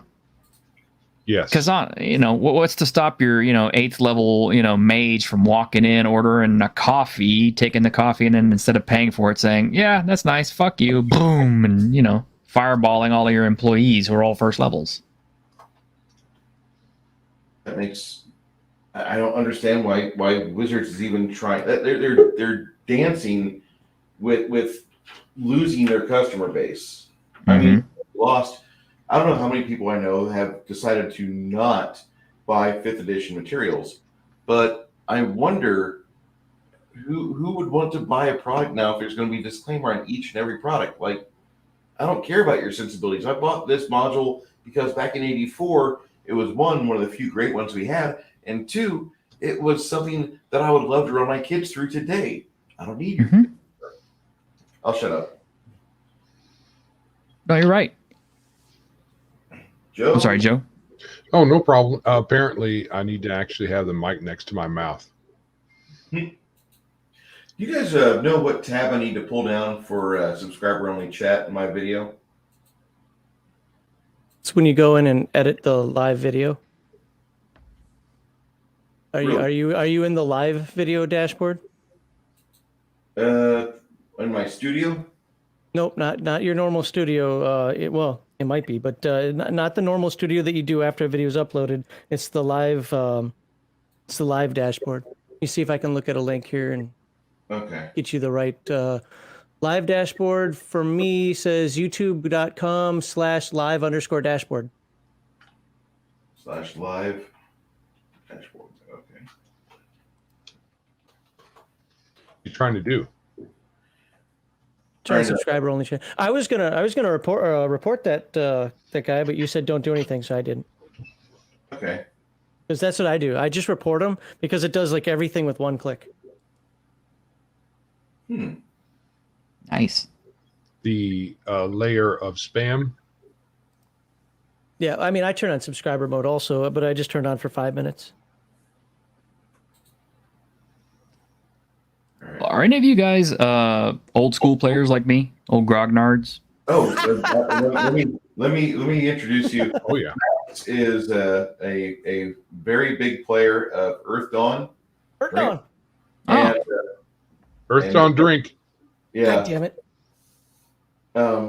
Joe is the host of Biggest Geekest podcast, and he has a veritable collection of classic modules and some new games, but he likes the way that games used to be. He doesn't like I don't want to take words out of his mouth, but the old games were great, but some of the newer systems that have come along since then do have a level of common sense and elegance to them that it makes you able to run a game and your players don't critically fail with every roll. So you can actually have a thief that can detect magic or detect a magical trap or be able to climb a wall without rolling a 90% and fall to their death. So Joe is a grognard like ourselves. Oh, good. The problem is a Get lot off of my these lawn. games. These game systems have progressed, which is a good thing. That's just math and theory, and game design, easily done, just like computers. But the people who play the games have degenerated into fucking 2-year-olds. Yes. Like about 80% of the world, Yeah. if not more. Did you see the responses? I don't expect you guys to look at all my comments. Did any of you guys see the responses to that last live stream that I had, where No, we were what talking about that nonsense. Somebody's got a Kickstarter out there with like, you can now play 400 disabilities with one character or whatever the hell. Oh it was. shit! Yeah, I think I've seen that. Yeah. Were Oh, they yeah. wheel you around in a hospital bed? Well, there's probably a magic item for that. The magical hospital bed that allows you to... Anyway, we tore it up. Well, apparently somebody was on the Facebook group, because I streamed everywhere, because I don't care about Twitch's rules. So I streamed everywhere. And so apparently somebody was on Twitch just blasting us, and I lit that dude up. But like a whole bunch of disabled people came to the comments and said, I wouldn't want this nonsense. What are these people thinking? I'm like, oh. Why would a disabled person... we have a blind fella in our group who became blind while we knew him. Diabetes attacked his eyes really bad, and we do T-shirts for our annual get-togethers, and one of them he's a blind monk, and he was like, "Oh yeah, that's great," even though he couldn't see it. And we tell jokes about that stuff all the time, and that's tells also them too. a known trope, though. I mean, that's not like nobody's asking for representation in that one. That's honestly a known trope in Hong Kong movie. Yeah. So Zatoichi. Yeah. No, these people are talking about everything from mental disorders to physical disorders and whatnot. And so many people came by and like, why would we want this? Why nobody wants this? People are in wheelchairs, like saying, I'm in a wheelchair. The last thing I want to do is be in my fantasy game and also be in a wheelchair. Yeah, we have a friend who had a leg removed recently because of infection in his feet. And yeah, I guarantee you, if we asked him, hey, Don, you want to play, a one-legged amputee, wheelchair-bound one-legged amputee in your role-playing game too? I know he would say, fuck no. Well, there's one reason to say yes. Have you Cybernetics. Have you seen that combat wheelchair? Yeah, that thing is ridiculous, but able people can use it even better than the disabled people, which is I was if anybody tried to force a 5th edition game on me, I was going to say, I'll come in with one of those things. Yeah, and not be disabled, just have it. Because they're I cheap. can. Yeah, they are cheap. It's stupid. Yeah, it is. It's all about the mod representation nonsense that's going on now. The thing is most of the people, I with one caveat that I ran across somewhat recently, I've never run across anybody who believes in this nonsense, even the 5th edition players. And here's the thing that really irks me. Now, I'm not trying to get political here, but I'm doing this for understanding purpose of who I am. Right. I'm definitely a right winger. I'm not a lefty in any way, shape, or form. But I play with a lot of lefties, and I understand that this hobby is filled with lefties because it's art and just art happens to do that. That's fine. But I have never met anybody that has these weird, nonsensical identitarianism, no matter how left or right they are. I just haven't met that until, again, I kind of make my point here is some people that I work with, I did find out are like that. But it wasn't so much that they're like that as in the activist way. It's they had been told so often that playing old school D&D is bad that when they found out that I was a grognard, they're like, oh my God, you play Dungeons & Dragons. So like, yeah, 1st and 2nd edition. Oh, kind of went like that. You're a fascist. Well, yeah, it's like, we don't play that because it's got a lot of problematic, all those little buzzwords. I'm like, oh, what's wrong with it? Well, you just assume everybody's race, and I'm like, yeah, because they're monsters. Yeah, and they're just looking at me with like glazed eyes, like every word I was saying was just bouncing off of them because they were in a force field or something, like they've been programmed. You know what? I'm not even gonna have the conversation with you. But outside of that, I've never met anybody that's like, oh yeah, you have to stop saying this, and we have to do this, and we allow this. 5e goes too far for me as it is. 3e went too far for me. Fucking hate all these WotC games, as far as race, class, and Lego characters and all that BS. But I've never met anybody that did it as an activist thing. That's all it is now. It's representation and activism put into the game. At least before it was just imagination run amok. Oh, it's worse than you think. I have had people up on Twitter who have actively called me all kinds of names. Oh, that's Twitter. I troll that's Twitter just just Twitter. to piss them off. Oh yeah, but their contention is that you should not be allowed to loot corpses in your fantasy games because it's a war crime, and in a world where people can be brought back from the dead, how could you be allowed to steal everybody's shit when they're dead? Orcs aren't people. Okay, so if they you're are playing now, something apparently. like No, orcs aren't, and I will tell, orcs aren't people, and neither are you if you keep talking like that. I actually, I'm sorry, Joe. I firmly say it all the time on my streams. SJWs aren't people. I will dehumanize them instantly, and I don't care, and I will sleep well at night. I don't fucking care about any goddamn SJW. I don't mind if you're left. I don't mind if you're right. I don't care if you're a weird flat earther. I don't care. I don't care what your dumb beliefs are. But if you're an SJW, go fucking choke on arsenic. Well, I noticed your last name is Liao, which is of Asian origin. No, it's BattleTech. But yes, it is Asian origin. BattleTech. Okay. It is Asian exotic. origin. Yeah. It's exotic.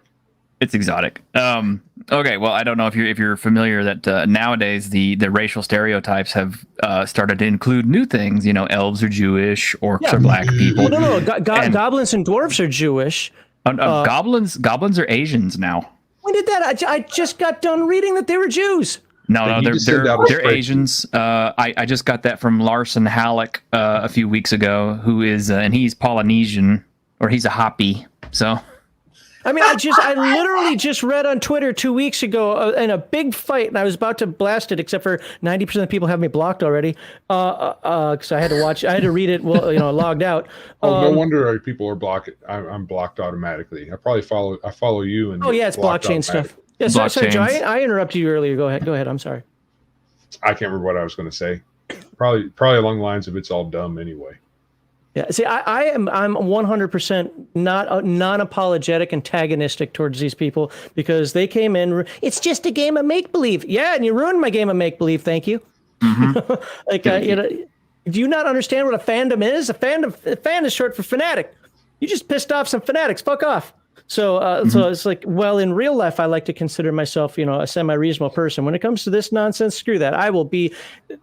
We tried to be reasonable. Oh yeah, you coming in with all these dumb little ideas, but you know what? I had dumb ideas when I first started playing too. But I was also, 10, 11, 12 years old. That's fine. Exactly. You'll get out. You'll grow out of this, and you'll understand why these traditions exist. No, instead, they not only doubled down, but they put their fucking heels in the sand like glitter boys. And if you know the Palladium reference, and just started shooting off fucking railguns everywhere. And I'm like, nope, done with this. So you know what? I was kind of out of the hobby for a small time while I was doing some professional growth. Pretty much because 3rd edition pissed me off so much that I just like, I don't need to play this damn game anymore. When I got back into it, I didn't realize how much it had changed. It's like, oh, hell no. I'm just going to be a voice. I don't care. It might be too late for D&D or some other stuff in this hobby, but I'm going to be a voice, and I don't care. Kneecap every one of these sons of bitches. Go fucking IRA their asses. I don't care. They can go get Rittenhoused. Fuck them all. I do it with my wallet. I don't buy any of their crap. But I remember what I was going to say because I'm old. It takes some time. So as far as the whole not touching dead bodies, if you're a Wu-Gen in Oriental Adventures, also exotic, you may not be able to touch a dead body if you took that. That's just if you take that as your trope. And there's also, I think, in Legend of the Five Rings, there is a taboo. I don't know how widespread it is and what all it entails, but I think there's a taboo about touching dead bodies. But apart from that, I know we've had some discussions in our group about looting dead bodies, and we're at one time, if you want to have a character who doesn't want to touch dead bodies and pack up their stuff and send it to their heirs or whatever, that's one thing. But having some blanket thing in if you make a decision for your group that we want to respect, let's use like modern religions right now, for the Jews, you want the body whole and intact, and you're desecrating it, even in a fantasy setting, I would say that you're doing an evil act. Right. You know, just because that is the lay of the land. That's how that world is developed. If you're just playing random, you know, fantasy setting number 24691, just like what you know, 5th edition and 3rd edition WotC games are anyway, just generic games where you don't have any of sort of those cultural norms already established, it doesn't matter. It's just a video game. Loot everything, click that button, get all the gold, and walk away. Yeah, Exactly. yeah. It's all useful stuff. You're trying to survive. Yes. But to put kind of a positive spin back on things, there's a good comment in the chat, whether he realizes or not, but Calvinoni has said that again the gnome player has no identity. That's kind of funny. That is funny. I've been saying that too. Ever since you know, we moved into 2nd and 3rd and 4th and all the other editions of D&D. 1st edition is really where the gnome was kind of his own particular race, especially because of his I do 2nd illusionist edition. stuff. I played gnomes all the time. Well, I don't know too many people who play gnomes. I've played one in my whole adventuring career of over almost 40 years now. But I don't really see the gnome as having an identity Except because the yard originally, implement. yeah, The yard decoration. yeah. No, so, I mean, here's how I did the gnome in the previous. First of all, I hate Tinker Gnomes out of Dragonlance, and when I people hate play that shit too. okay, good. I hate that. But what I do play him like is I play him like the guy who is staring at the book in front of him while he's walking across the freeway with all the cars going by. Just kind of absent-minded. I'm not talking stupid. I'm not talking, you know, comic relief. I play more serious games anyway. But he's just kind of a little bit absent-minded, a little bit lost in his work, and just kind of play him that way. And he's not you know, dour like the dwarf. You know, he's not elitist like the elf. He's just kind of, ooh, what does this do? You know, kind of way. ADD kind of. Maybe a little more mad scientist without the I'm going to blow up the world accidentally type part, but might come close. Yeah. Yeah. Does that make sense? Like I don't know how to say it without invoking the Tinker Gnome. So Well, I don't mind tinkers as long. I mean, NPCs. as if they're not.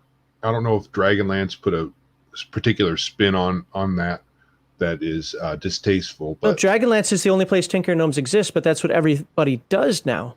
Yeah. well, it's probably to differentiate them from dwarves because honestly, they look like short, thin dwarves.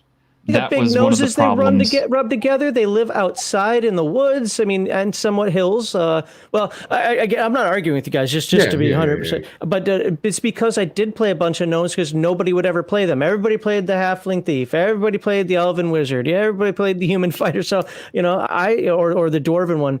So I liked playing gnomes because I knew nobody else would play them. So I played a lot of them. Well, and that was the thing is like the original illustrations and descriptions in 1st edition AD&D, the gnomes basically just look like much smaller versions of dwarves. But unlike dwarves, they actually had, you know, illusionist powers and stuff that they could use. They could actually cast magic, whereas the dwarves couldn't. So that I made think that's them. the only class they could be, right? Was illusionist. I think it could be something else too. But Probably depends on edition. And fighters. 1st edition, I'm talking. Yeah, could they be? Okay. Yeah, see, I played a gnome illusionist in 2nd edition as well. Yeah, that was one of my favorite. I also played a gnome fighter. He wasn't a fighter thief. Oh, no. He was a thief illusionist. I played another one that was a thief illusionist. Gonfra, son of Embrig, the garbage gnome. And now you can play a 20 strength gnome barbarian. Yeah. No. And that's the thing though. It's like they've kind of lost their identity after 1st edition. I mean, you know, they still had it in 2nd and 3rd and everything else. And of course, Dragonlance pigeonholed them into Tinker Gnomes, which unfortunately everybody picked up that. I 100% agree with you, but that's fine for Kryn, but they stay on Kryn, just like Drow belong in Menza Baranzan and nowhere else. Well, a very popular MMO also picked that particular trope up and ran with it, so that's why you have Tinker Gnomes in World of Warcraft, effectively. With Mecha Gnomes and all that. EverQuest kind of did it as well, but they weren't goofy. The problem with Tinker Gnomes is they're so absent-minded that I don't know. They're just, it's like Kender. I like the idea of Kender, but I never let a player play one. No, So they're obnoxious. If you were Tinker but not goofy Tinker, just that was their thing, to invent things and deconstruct. Yeah, but they were them. always blowing the tops off of mountains and lighting fires and killing hundreds of thousands of them at a time. I mean, I can't imagine the pace that these things breed at because, you know. Like, So I have a little crossroads inn that I've developed that I haven't used yet, but it has a water tower and crude running water, and that was all developed by these gnomes that live nearby. And they're not goofy. They just like experimenting and working on things. You know, for all the flaws of the second edition Splat books, one of the best ones was the Gnomes and Halfling book because I think it did give flavor to the gnomes without making them jokes. They gave it a much needed context for why you would play a gnome. Sure. Yep. Aside from the player's handbook, there was very few things that TSR wrote about involving gnomes. That was one of the few bright points. Okay, you need to ban this Tim Christ guy, otherwise I'm gonna start cussing even louder. I'm kidding. Tim Christ is just trolling you. He's No, I'm not. Hey, look, if you want to play that game, you play Forbidden Lands. I don't know how many times I've said this on stream. Nobody's had the chance to play Forbidden Lands. It's a perfect example of modern game sensibilities with old school concepts. And one of its old school concepts is take all your race class tropes and let's talk about the goblins and halflings for a second. Goblins, when they breed, and halflings, when they breed, can pop out one or the other.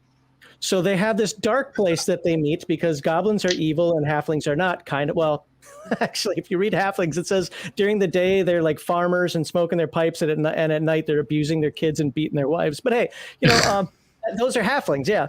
But if you know halflings breed, that halfling has a 50% chance of popping out a halfling or popping out a goblin.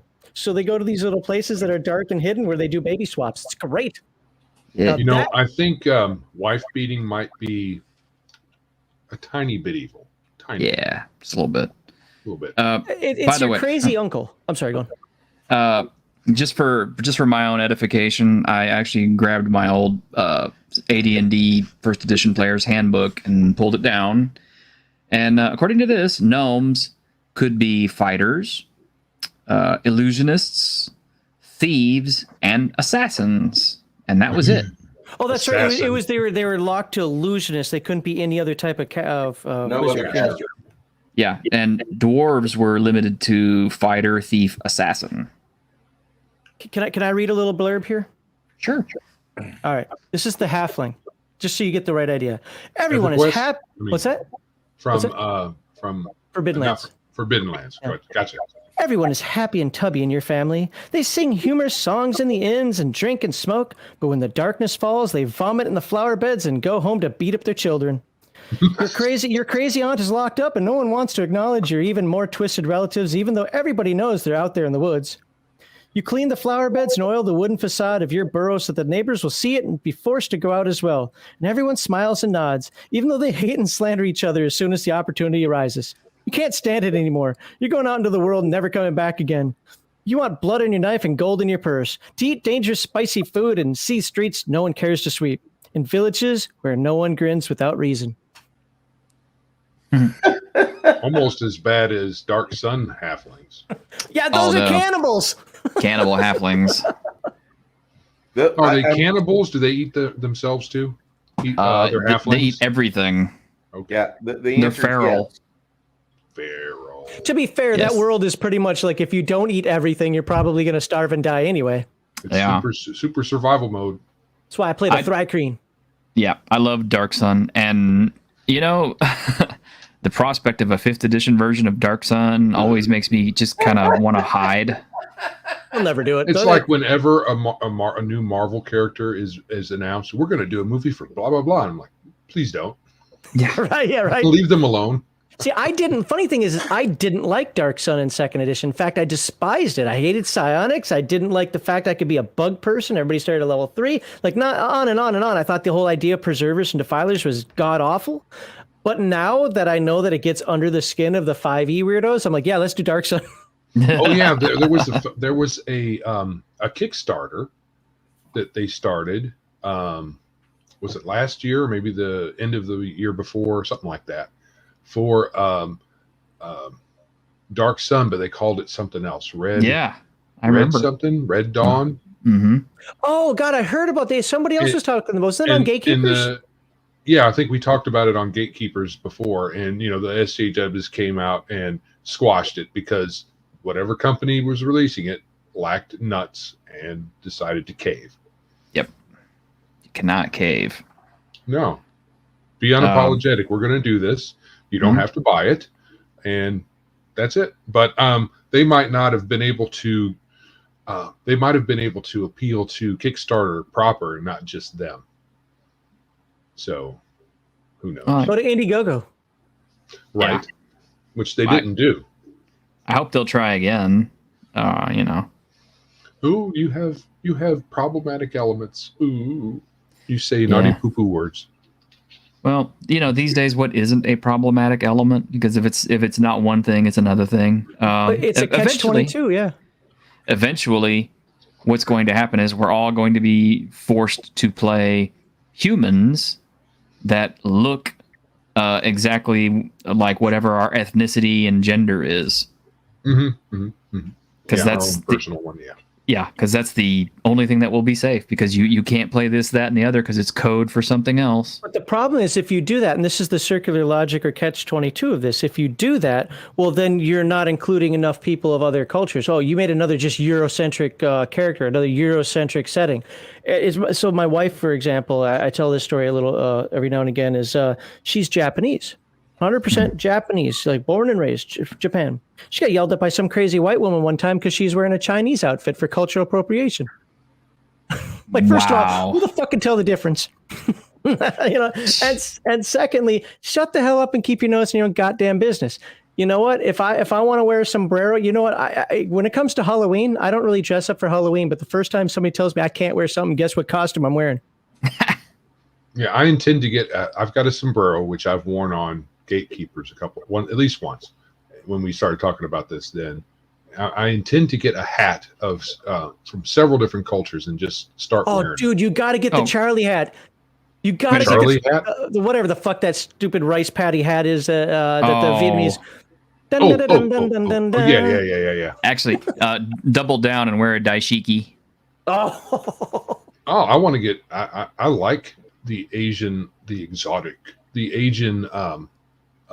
clothing from kung fu movies. It's all cool. I like that stuff. By the way, men wear these as well. We should all get real. Oh my god, kimonos, male kimonos. Yeah, I don't have the shape for it. I'm too round in the front, but when you see how thick those kimonos are, it's like a 4-year-old wearing a snowmobile suit. Mm-hmm. Oh my god, I look like a kid off of A Christmas Story. Yeah. I own hakama and kimono and gi tops and all these other things too, but that's because I actually practice Japanese sword, kenjutsu, and naginata jutsu, and jute jutsu. So it's like, I practice authentic Japanese martial arts. I wear. Pow. You practice Ching Ching Pao. I like Ching Ching Pao also. Ching Ching Pao is very effective. I injured my neck, so I stopped practicing any martial arts because you practiced Ching Ching Pao when you were in the army. I did. Yeah, Ching Ching. That's moving the bolt back. It's charging the weapon and Pao is shooting it. Oh yeah, Ching Ching Pao. I'm slow. Yes. I'm in Texas. We're very familiar with Ching Ching Pao here. I'm in Babalamistan now. Yay. Well, I also was in a hospital unit, various hospital units my whole career. Oh, so you weren't allowed to touch weapons. See, I was combat camera. They put me out there with people who actually were trained with weapons. I was only, well, here you go. Here's how you shoot one. Have a nice day. Rear how you bury film when you get shot. Remif. Yep, rear echelon, very rear. Remif. I haven't heard that in a long time. What's Remif? Rear echelon, motherfucker. Oh, me. Weirdos in the army that are combat. I was in the Air Force. We didn't know any combat words. Me and my coworkers today were talking about it, and the Air Force of like 2000s is like the Army of today. And I know that sounds like an insult. It's designed to be. The Air Force now, I don't even know what it compares to, but like the Air Force back in the day when I was, wrapping up my 8-year contract, some of those guys were actually like fairly decent shots and They would go to the gym and work out, and they actually did something with their life while they were there in Kuwait. And the rest of them just kind of hovered by the Freon dispenser and sucked on that.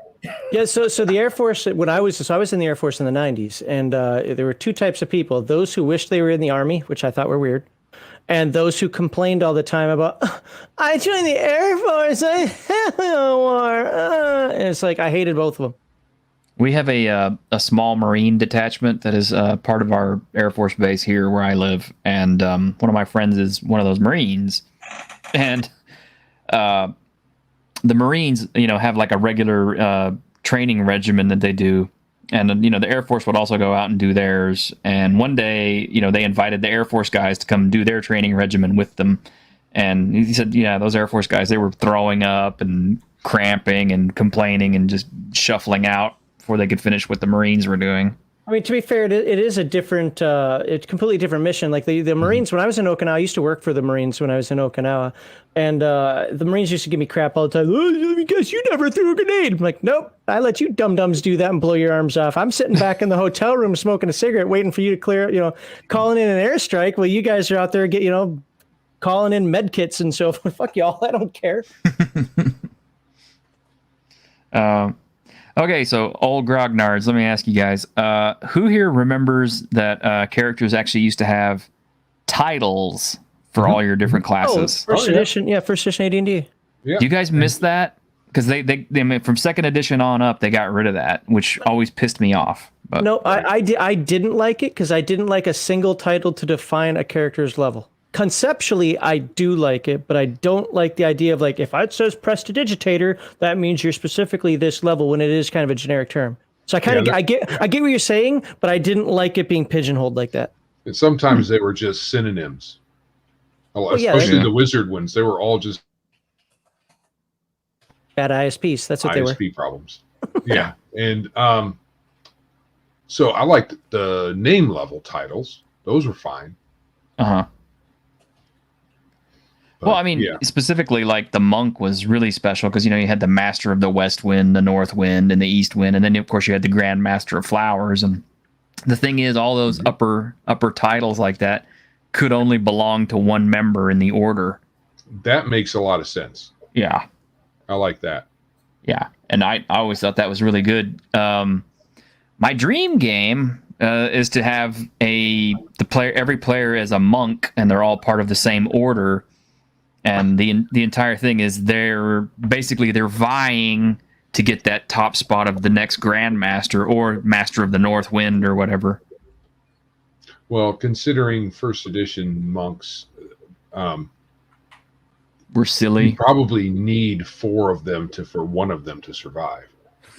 Yeah, which is one of the reasons why I would instead use the Castles and Crusades monk in its place, because they have D12 hit points. Oh, wow. Yeah, and decent armor class and fighting ability. So yeah, the monk they have no dead Castles and levels. Crusades game system also? Yes. Oh, okay, good. I love the Castles. I have not had a chance to play it, but we reviewed both 7th and 8th printing of it on our channel, and I absolutely love the idea of Castles and Crusades. Heathen Dog just despised me. If you want some comedy, listen to Heathen Dog complain about the Illusionist. I kind of agree with him on that stuff. They should call it something else. It's kind of weird that they call it. They're an illusionist, but they're not at the same time. But what other word are they going to use? Did you guys see the interview I had with Stephen Chenault on my channel? I did not. Yeah, I had an interview with Stephen Chenault about 3 weeks ago. Oh, wow. You should go back and check it out. Yeah, it was great. I'm not even sure I'm subscribed to your channel. Fix that, sir. I actually think, Max, that this is a good point for us to actually say, you might want to join the Gatekeepers, and we can expose you to another segment of an audience you don't have yet. And I want to join the Gatekeepers. We're all weird. Yeah.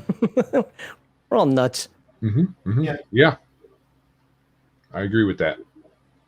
Is your channel name what you have on your T-shirted historian? I am T-shirted historian. I'll post it up in the private chat so you can. It already popped up. What an odd name to be called when you popped out of your mama's womb. We will name you T-shirted historian. Well, my parents had goals in mind for me when I was born. So. All right, I am now subscribed. You now have thank you. whatever 340. Look at that. Ooh, thank you. It's catching up to me. He's rocketed up from the 200s in the last month. Seems like everybody we promote on Gatekeepers gets a lot more traffic except for me. What the hell? I'm done promoting everybody. Screw y'all. I'm getting pretty decent percentage of my I'm only one of 2 hosts for Biggest Geekus, just to let people know. But we only have 139 subscribers, but our last couple of videos had over 100 views. Oh wow! So that's a really big percentage, which I hopefully maintain, but probably won't. I haven't checked out my views lately, but I should. Your views. Well, some of your videos are actually pretty darn good. Oh, is this the one with Steven Chenault? Because it's got a ton of views. Oh no, that's Reggie. Okay. Yeah, right. No, Lamentations, dude. Yeah, that was insane. That was a great stream. That lasted 5 hours, 5.5 hours. We were on.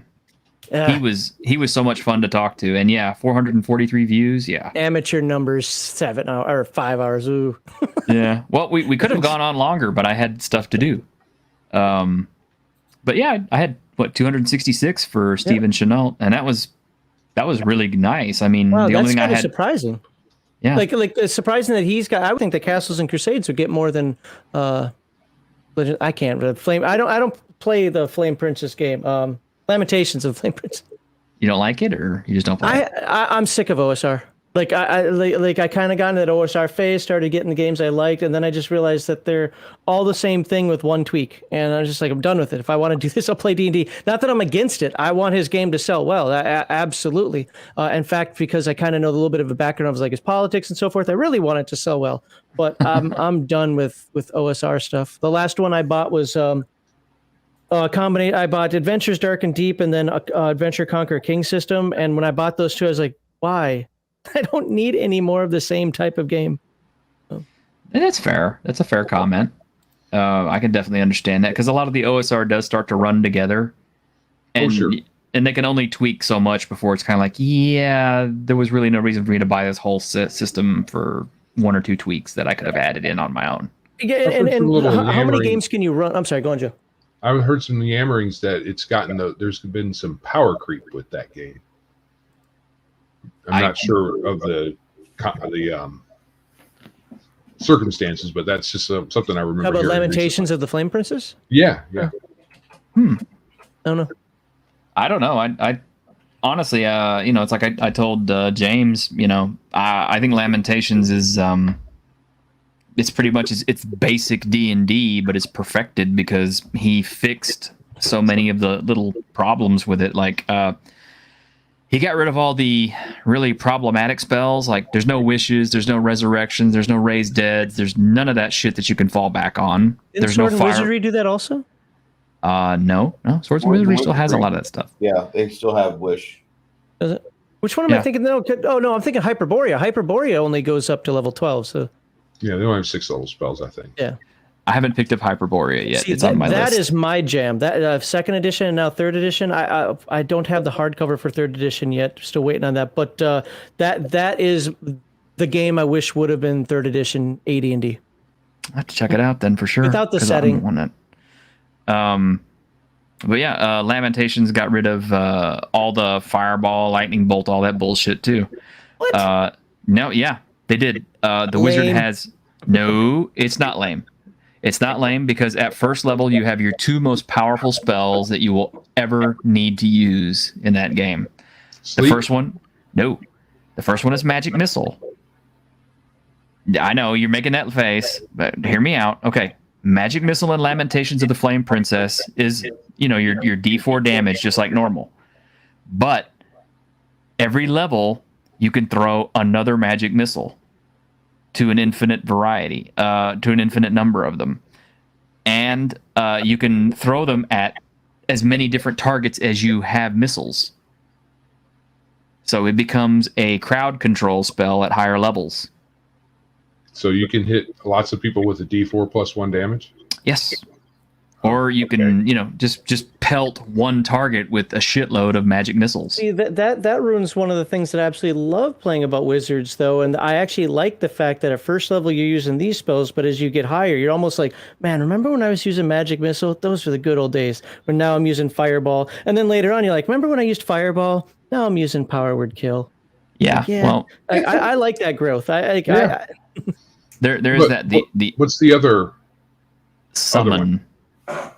Summon is, they don't have like summon monster, summon animal. They just have one spell. It's called summon.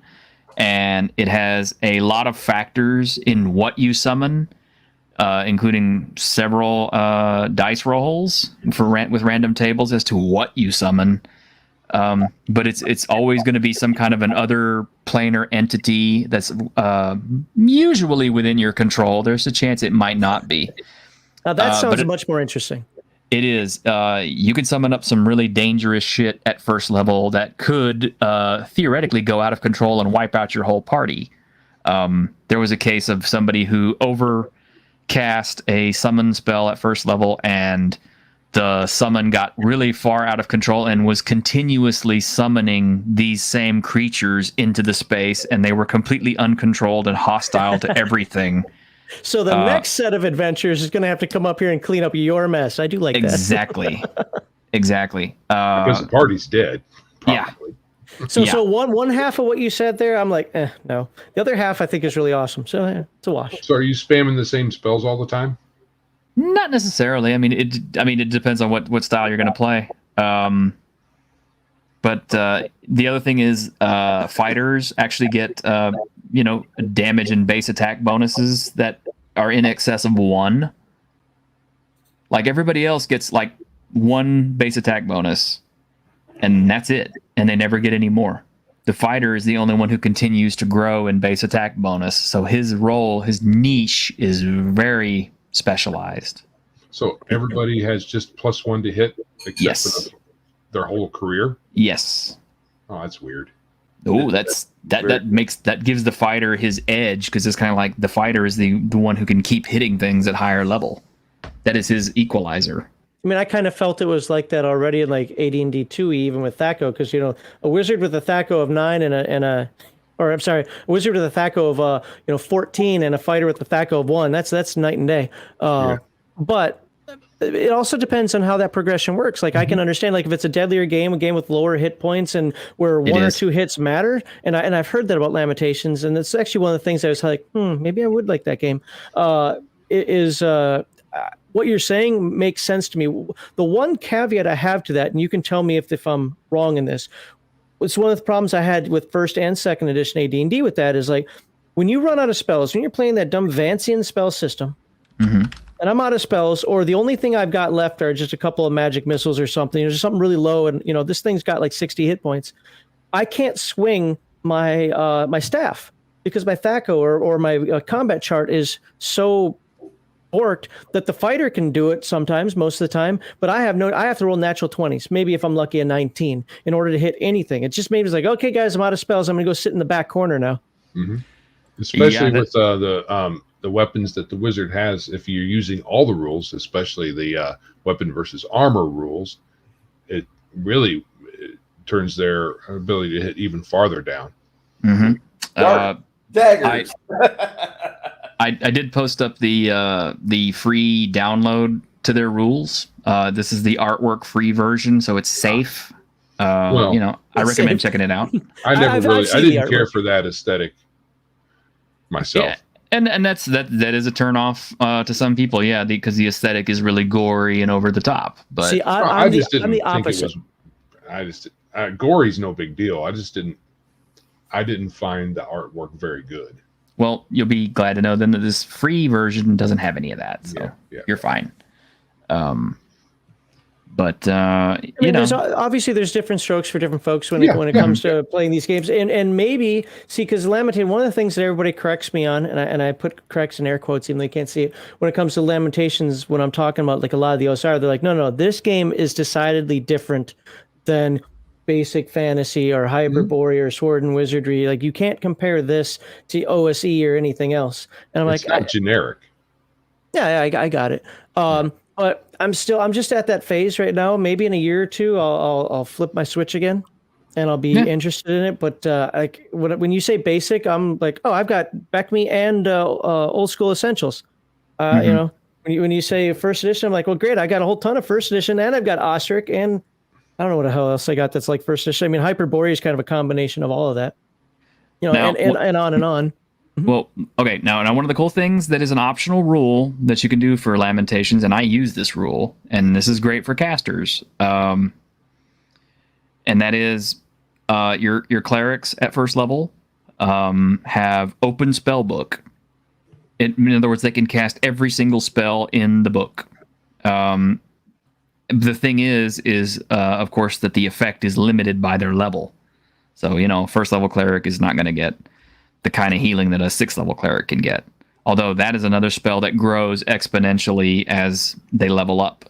So it gets more effective. But that also goes for your mage. And, you know, the caveat, of course, being that, okay, your mage doesn't have every spell in the spell book because they have to be able to scribe stuff into their spell book. But if you use some of their spells from a couple of their supplements, which, you know, like Eldritch Cock or Vaginas Are Magic, and yes, that's the name of them, and they're free. I hope so. You can get some insane spells out of there. Just to give you an example, there is a spell whose name I cannot remember, but the first time I was running my party, you know, through a game of Lamentations of the Flame Princess, the wizard in the group actually found a scroll that allowed him to scribe that spell into his book. And the spell summons an extraplanar creature that is basically, it's like the equivalent of a Shoggoth from H.P. Lovecraft. It's all tentacles and teeth and grabbing arms and eyeballs and shit. And it's a horrific monster. In fact, it emits a constant fear radius effect. And if it attacks something, it's got like, you know, 8 or 9 attacks for like a D12 each. So it can like just chunder anything it attacks. The caveat is this thing can't have any contact with any living flesh whatsoever. Otherwise, it gets sent back to its own dimension. So it's like really effective against undead or constructs or anything that's, you know, if they want it to tear down doors and stuff like that, it can do all that real quickly. And it's good for scaring off villagers, but it doesn't go away ever unless, you know, it touches flesh. So the party had this. So what happens to the flesh that it touches? It gets if the thing comes into contact with flesh, it explodes into a some kind of an acidic goo. So take one for the team. Basically, yeah, it's basically a big giant suicide bomb if you want to use it that way. But what the party did was they kept this thing around with them all the time. I mean, they'd go through town with it and everything else. I mean, this horrible thing that was gibbering and then scaring people off and everything. Eventually, I got to where I started calling it Fluffy, and the name stuck.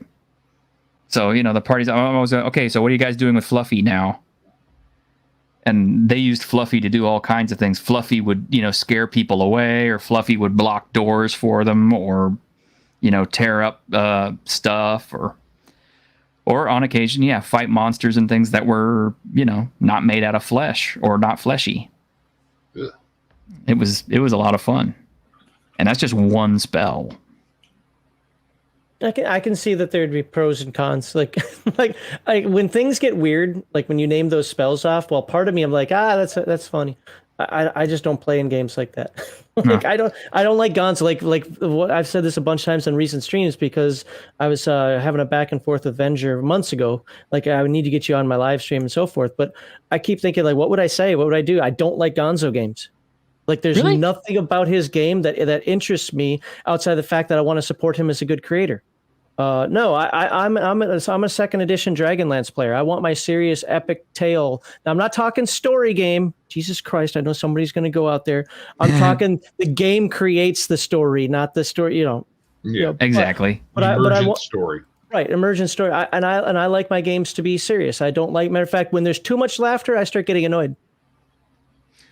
Oh, that's fair. I like Gonzo to an extent because, you know, grew up in the 80s, and of course my favorite films are like, Hawk the Slayer and Sword and Sorcerer and Conan the Barbarian, all that great shit from the 80s that was so over the top. And when it comes to games, I don't want any of that in my... Now, Conan's a little different. Yeah, Conan's fine. The other stuff, yeah. Yeah, that's just too over the top weirdness for me. Like no, I don't. No, that's great for a B movie. That's not the game I'm playing. Now, I have a lot of friends who would throttle me for saying that because they're the exact opposite. They're the ones that want to play Kung Fu Theater or Feng Shui or have and just play in those games like that. And I just never did. I never enjoyed those, at least not long term. So that's one of those things where I look at like Lamentations or other games and I say I'm so happy that it's out there for people who play it. So I'm glad, and I want people. I'm telling everybody right now, go buy Chult. From Venture. If you like Gonzo, it's there for you. Perfect example. You know DCC, right? Yes, I do. Yeah, I can't stand DCC, but I love MCC because that's where Gonzo belongs in post-apocalyptic weirdness. Yeah, it does. Lamentations is not Gonzo. It's more horror than anything else. But well, when I think Gonzo, I guess I'm thinking over the top. Like how can we throttle us up from 8 to 15?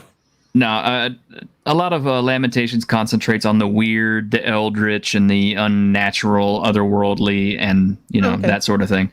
That's why some of their spells are as weird as they are. But I'm thinking villagers, if they saw that Shoggoth thing shambling toward, they would start like hurling things at the party to get them to go away.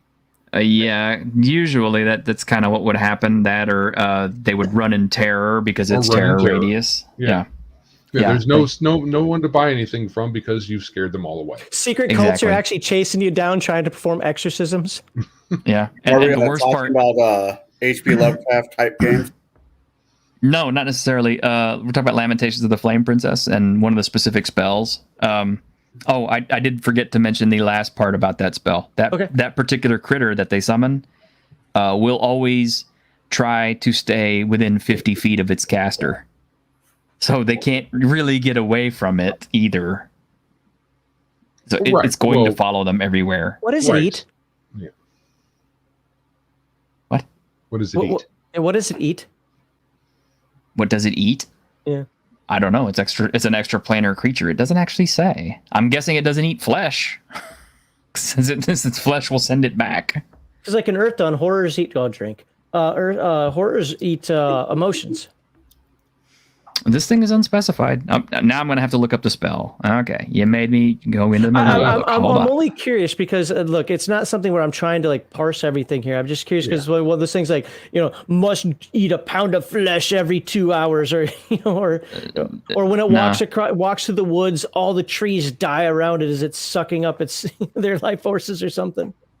I can imagine the trail it leaves behind it. I know, right? Why are there just piles and piles of dead squirrels? I don't know. The toxic goo you leave behind everywhere. Yeah, there you go. Yeah, people step in it, they start transforming. They're like, oh, I stepped in the goo. Your arm starts turning into tentacles. There's our Japanese audience. Hey guys, welcome in. Sorry. Not sorry.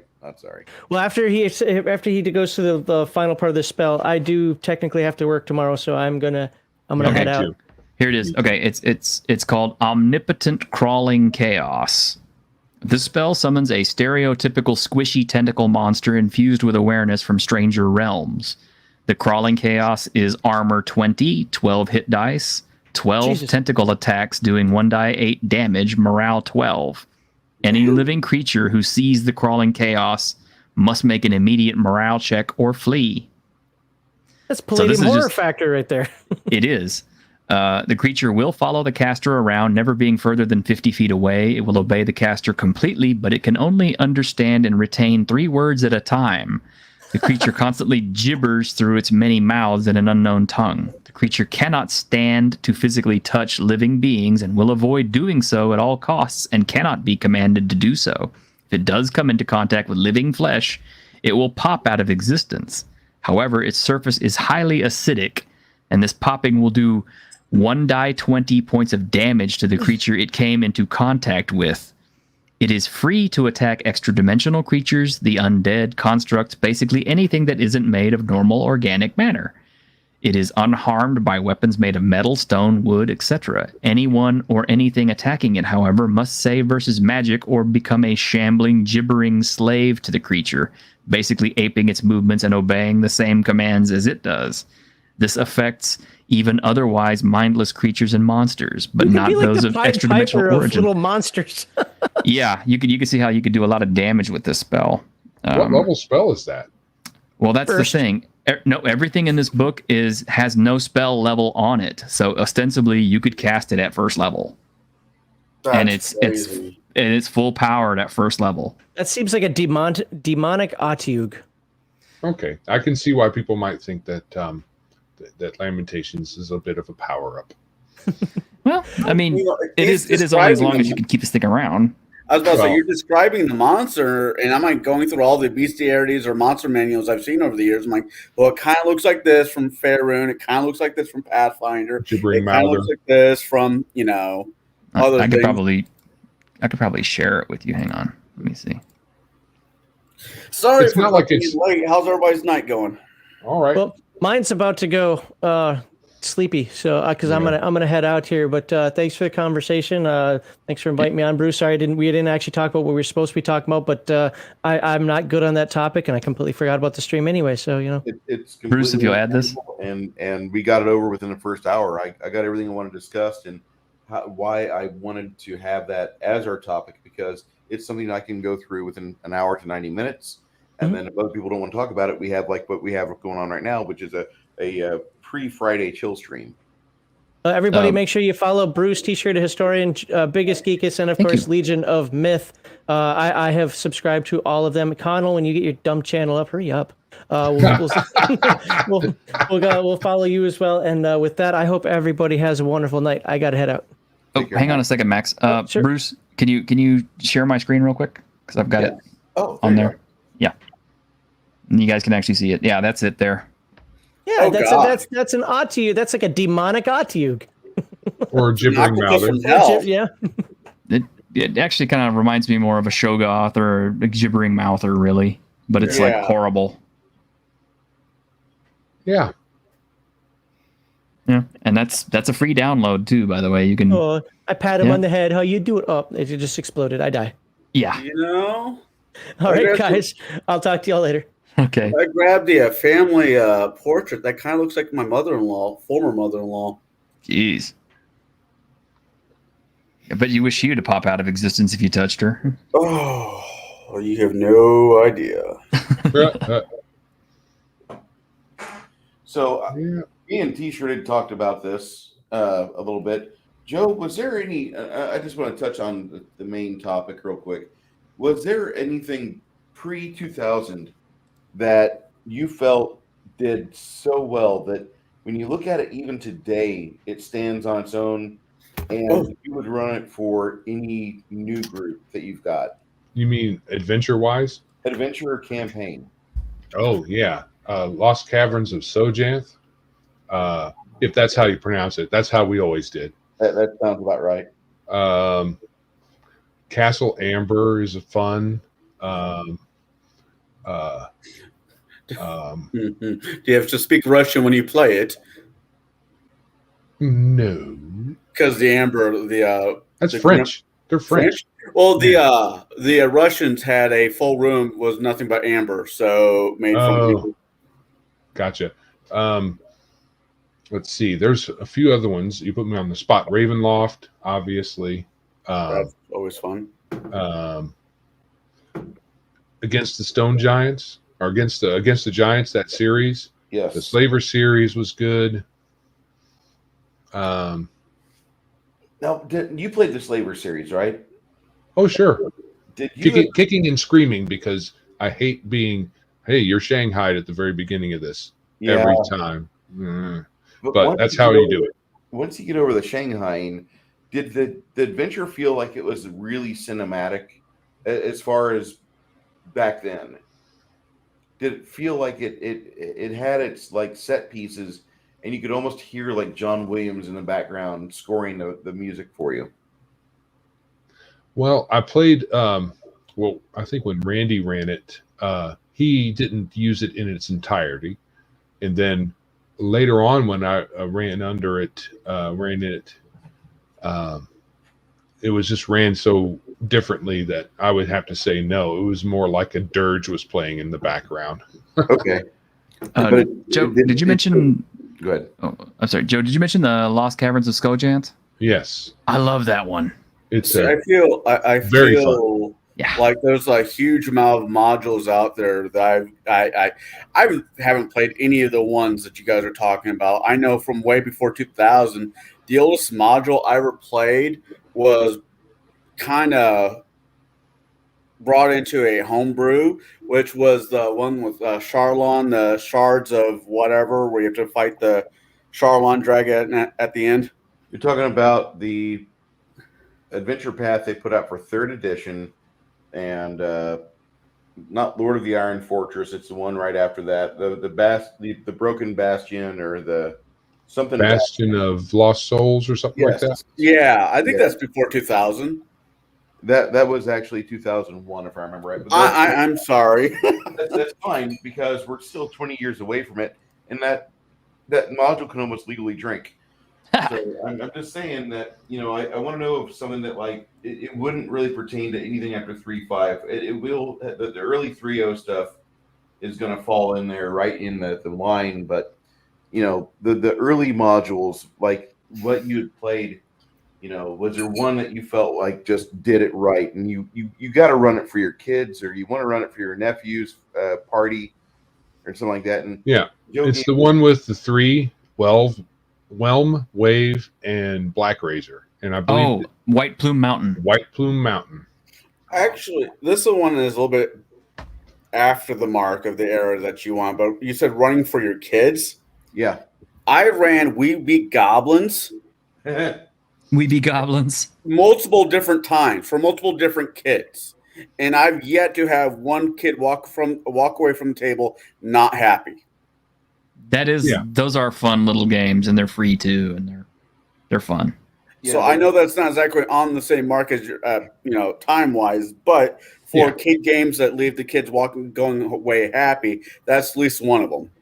Yeah, I'm a bad DM, and I've never ran the We Be Goblins or We Be Goblins 2, and I need to. I know they're good. I know they're fan-fucking-tastic, because my friends will never be quiet about it. Oh, you haven't played it yet?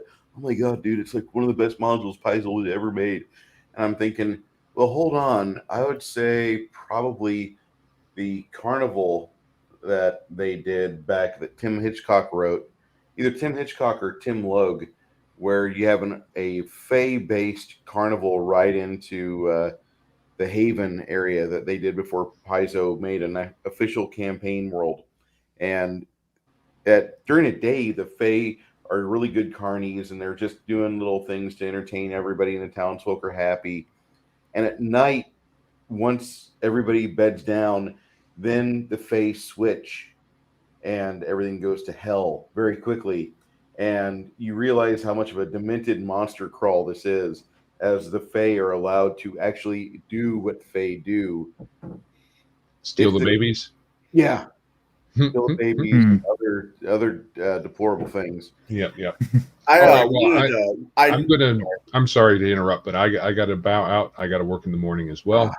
Everybody have a good night. Come by Biggest Geekus and give us a subscribe, please.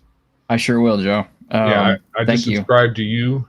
Okay. And already Bruce, and whenever Colin decides to do his thing, I will. I'm sure I'll be over there too.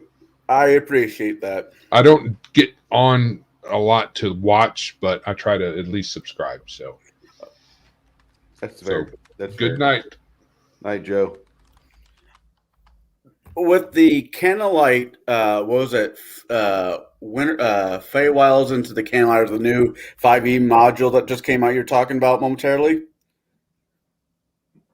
Which one? Bruce?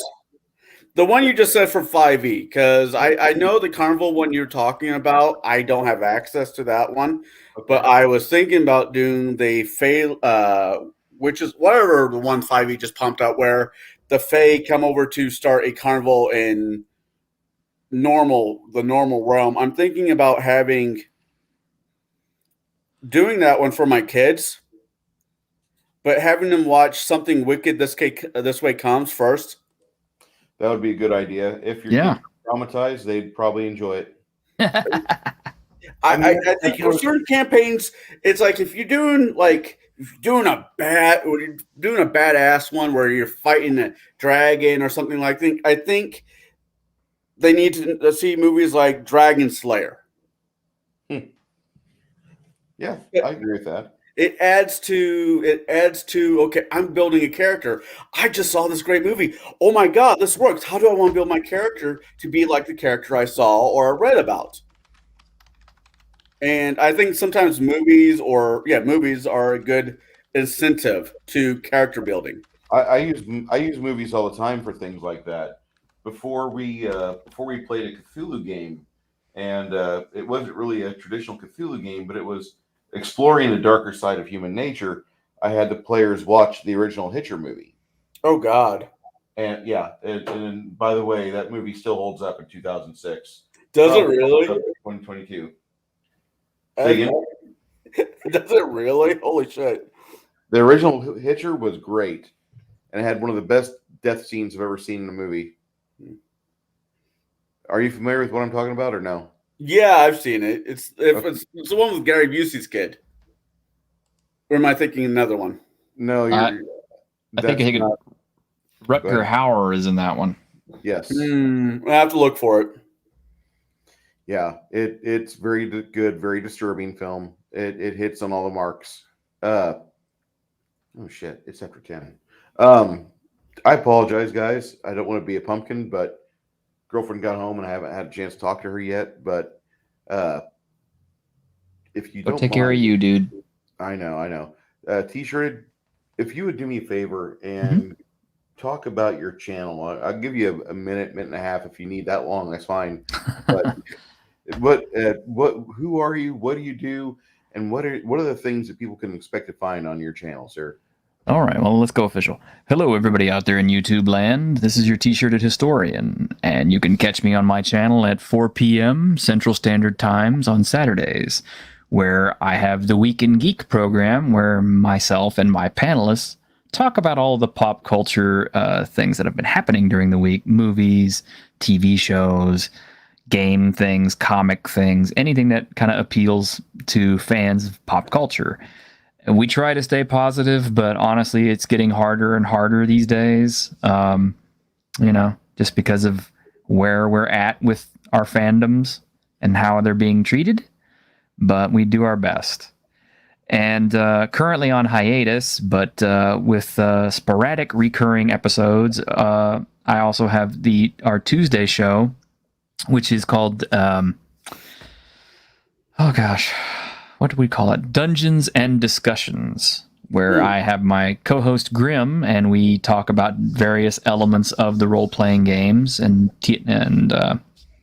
we either discuss problems or benefits, boons, good things, bad things. Here lately, I've been doing unboxing videos showing off various products and things, and we do get guests on who talk about their products fairly frequently. I'm hoping to get Steven Deinhardt on at some point to talk about Giant Lands. I'm going to have the creator of the Ares Chronicles on to talk about his book at some time, which I definitely recommend you check out.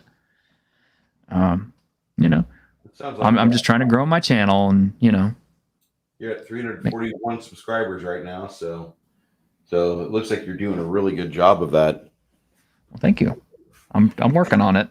Slowly but surely. I have more time in the summer than I do during the winter months, so this is my off season, as it were.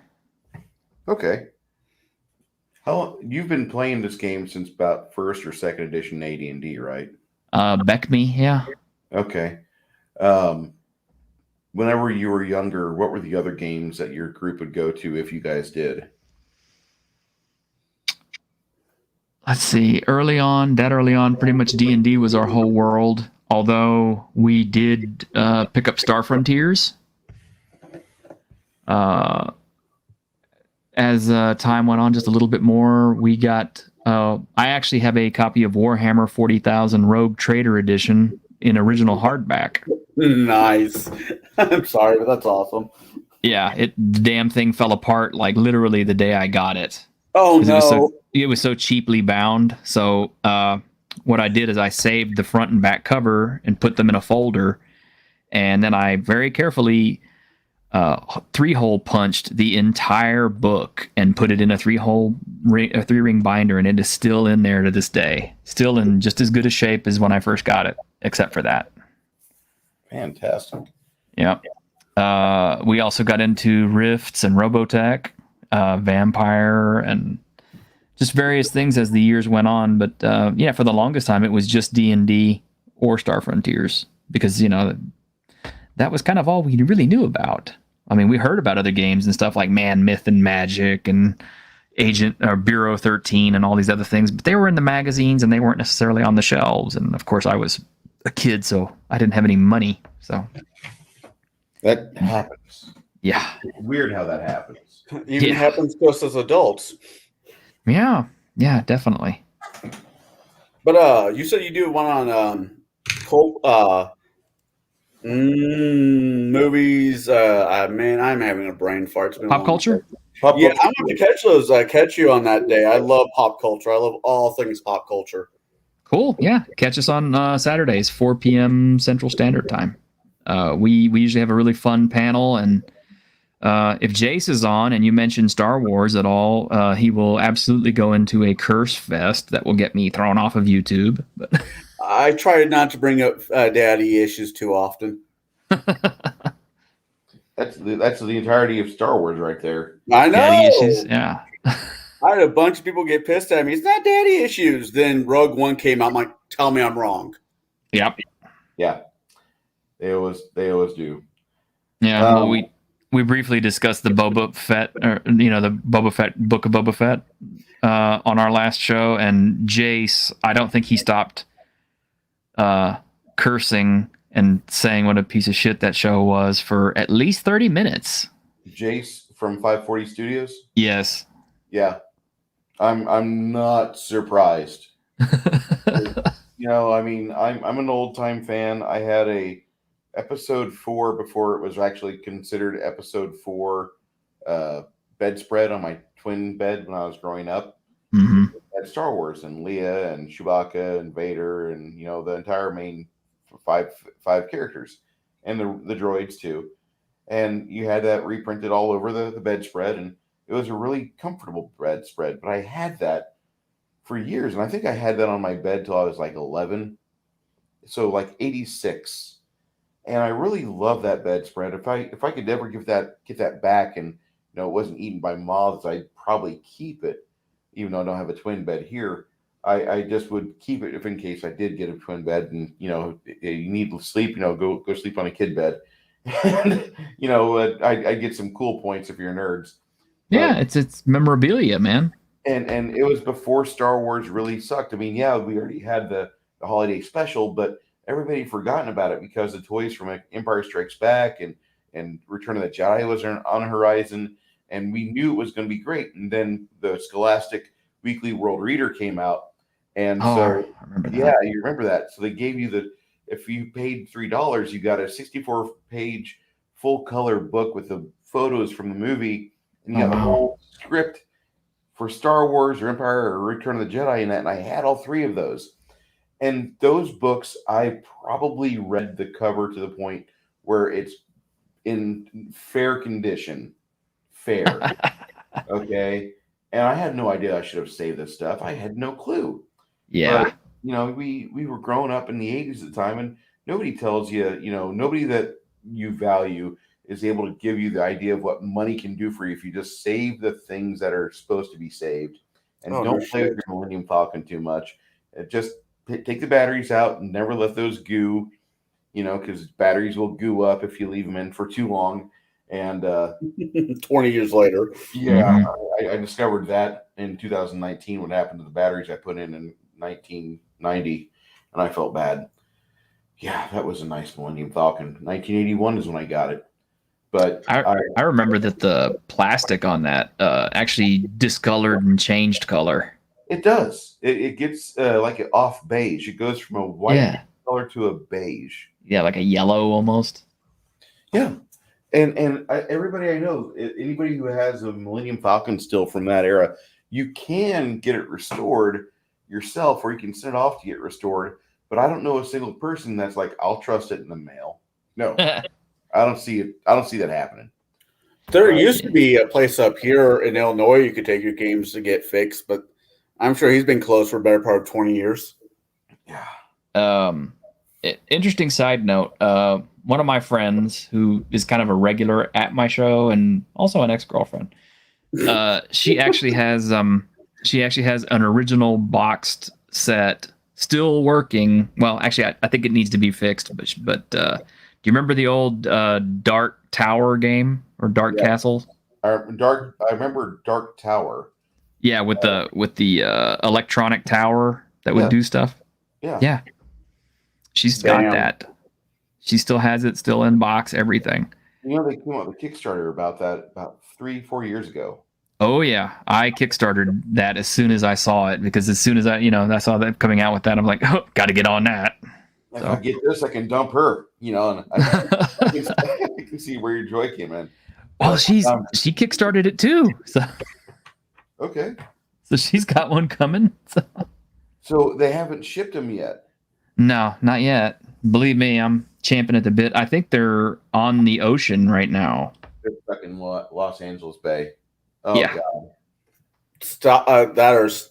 Stopped somewhere between here and Colorado on one of the borders. It's probably on the same boat, same shipping containers, Shadzar's Hero Quest stuff. Oh man. I had Hero Quest as a kid. If I only knew. I couldn't afford it back then, and now I can't afford it either, because they want $700 for everything. Fucking Hasbro. Hasbro is like, you like this? Yeah, it's only $1,000. Come on, kids. What? No, I was just, I don't know. My aunt, I guess one year I was really into like He-Man, and Hero Quest is like right next to what He-Man looked like back at the time. True. So one thing led to the next. But no, I had as a kid. I had a good childhood for the most part. I mean, it was interesting, but it was still pretty good. I get it. I had an HO skill train set in my basement. Tim Christ is like, I have HeroScape. Hold on to that, Tim, and don't let the decals get peeled off. That's a really nice game. It's like the Grayskull, the original Grayskull castle. Holy crap. Dude, that all I'm gonna say for that is if only we knew, I should have kept those G.I. Joe figures. I should have kept. I only had 6 Star Wars figures, but I should have kept them in much nicer shape. He-Man's come back. Ninja Turtles have come back. Any of the old 80s, 70s toys they're making a very interesting leap in prices, because we're now adults and like, well, fuck, I want what I had as a kid. I'm not digging the new He-Man stuff, so I'm not talking about the new He-Man. That whatever you think about the new series is what it is, but I'm talking about the figures. I am talking about the kids. The new figures look great, but the one thing I'm going to say this about the series, the one thing I did like in episode 5 of the season 1, season being 5 episodes, what the fuck? Right. But in the 5th episode, they find Prince Adam with all the other pre-He-Men. And that was cool, because you had the brown-haired He-Man that they shipped as a limited edition. You have the black He-Man that is a legendary figure. You have a couple other He-Men that were in there that look like they're more Conan than He-Man. So it was a real good throwback. There was a bunch of little Easter eggs throughout all five episodes. I haven't watched season 2 yet. I don't need to. But actually, the first episode of season 2 is fun once you get to a certain point. Okay. I'm probably not going to watch season 2. Season 1 had enough to where I'm like, okay, I didn't like Smith being used as like, oh, here's a token geek and we're going to pay him a lot of money to bring back your childhood and have you buy a bunch of shit that's overpriced. And he wrote the script for it, and I didn't really appreciate it myself. But that's just me, and I'm not gonna, be like, how dare he destroy my childhood? My childhood's fine. I have a bunch of happy memories. I pretend that Star Wars died in 2012 and nothing's been made since. And you know what? I sleep with a fan on at night. If people want to go out and cosplay and think that there's actual Star Wars going on right now, that's fine. But there's nothing that Star Wars that came after 2012. And just the same with Marvel. Nothing with Marvel has been made for many, many years because there's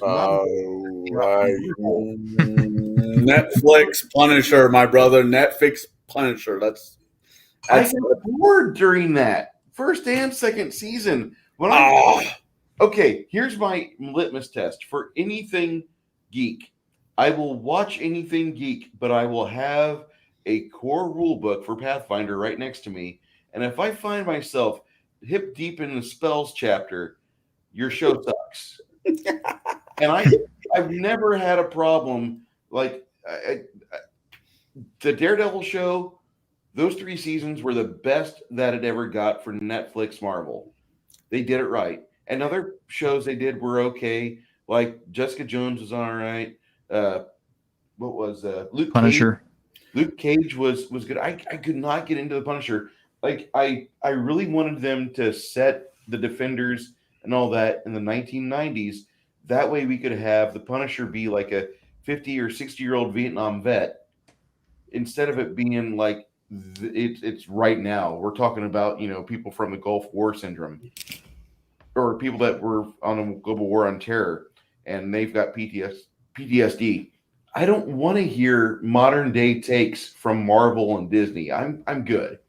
But I read a lot, so it taking a while to getting somewhere where it gets. It's just status quo for me because, like I said, I read a lot. You don't get some books I really enjoy. You don't have a whole lot of action up front. You have to wait for it. Yeah, and the Punisher was really good for the fact it did have some good action set pieces. I still think the best that the Punisher got though was in season 2 of Daredevil. Agreed. I just enjoy the character. I mean, realistically, I just enjoy the character. The guy who played the Punisher in my opinion, played the character correctly. He wasn't Pretty Boy Jane Thomas actually, no, Punisher Warzone. And I know that you said you want to get off here in a minute. Sorry, Bruce. All right. But Punisher Warzone, for as much shit as it gets, it is the most comic accurate movie that they've done in a long time, except for Sin City. I kind of disagree, but yeah, that I mean, if you have that opinion, that's fine. I'm not a big fan of Punisher Warzone. Me and Sean went to go see that in the theaters in Pana, and I decided that I would really just get comfortable, and I fell asleep. I would fight and sleep, and I never got to sleep because Sean even talked. I was like, "This is awesome," and he's elbowing me. I'm like, "Dude, let me put a seat between us. You watch this movie and enjoy yourself. I feel cheated." I'm gonna take a $7 nap. Yeah, I took an hour nap in that movie, and it worked pretty well for me. Sean was upset, and he's like, "Man, it was a good movie." I said, "I hated it. I hated what I saw. The first half hour just kind of bored me." And I really liked the actor that they picked for the main villain. I thought he'd done really good in The Wire. He was great in a movie called Centurion. He was. Oh my God, that guy. Yeah, I find myself quoting him a lot anymore. What the fuck did I do? Yeah, exactly. And he's a great actor, but that was the worst script I've ever seen him take. Yes. Mona Lisa Smile, which is a chick flick, but that was pretty bad. I have a deck, see so that I'm not one. gonna watch that. But if you have company that makes you watch a movie like that, and then you have my sympathy because I know you have to watch it, and you also have my congratulations because if you do watch a chick flick, you are entitled to a blowjob or a free nookie session because you watch a chick flick with your lady. And I get it. We do stupid things, we do stupid human tricks to get nookie. I bring it forwards, and so we do that. And I'm sorry you had to watch it. I hope it was good. And you got a daughter out of it, so I can't say it was a bad trade. You did good. I just don't like a lot of the Punisher films have come out since probably 2004. The last Punisher movie I watched that I really liked was the Thomas Jane one. You said he was too pretty boy, and I love that one. Yeah, that one there, I thought it had the best mix of action. It had the right cast. It had I grew up reading the Punisher comic books. That's just I'm biased. okay. I And grew that's up reading fine. them too. I still read them. Well, No, I don't I- read the current ones, but Oh man, when they turned them into Frankencastle, I'm like, I'm done. I'm done for a while. actually, Frankencastle was fun. I'm not going to shit on Frankencastle. Now, the new thing with Oni and the Oni skull and the swords and all that, I'm like, nah, fuck this. I'm not. Oh I'm not yeah, I reading this. saw that because of them changing the symbol. That's kind of also. I haven't got back onto the Punisher boat, and it doesn't look like I'm going to be for a while. Mm-mm. Well, the one movie, or the one movie I felt that nobody loves but I do, is the 1986 Punisher with Dolph Lundgren. yeah. This is okay. This is I pissed. I like it actually in I its pissed own off way. a few people by mentioning that movie. I said that Dolph Lundgren Punisher is still better than any DC movie that's been put out in the last 20 years. Well, that's not a lie.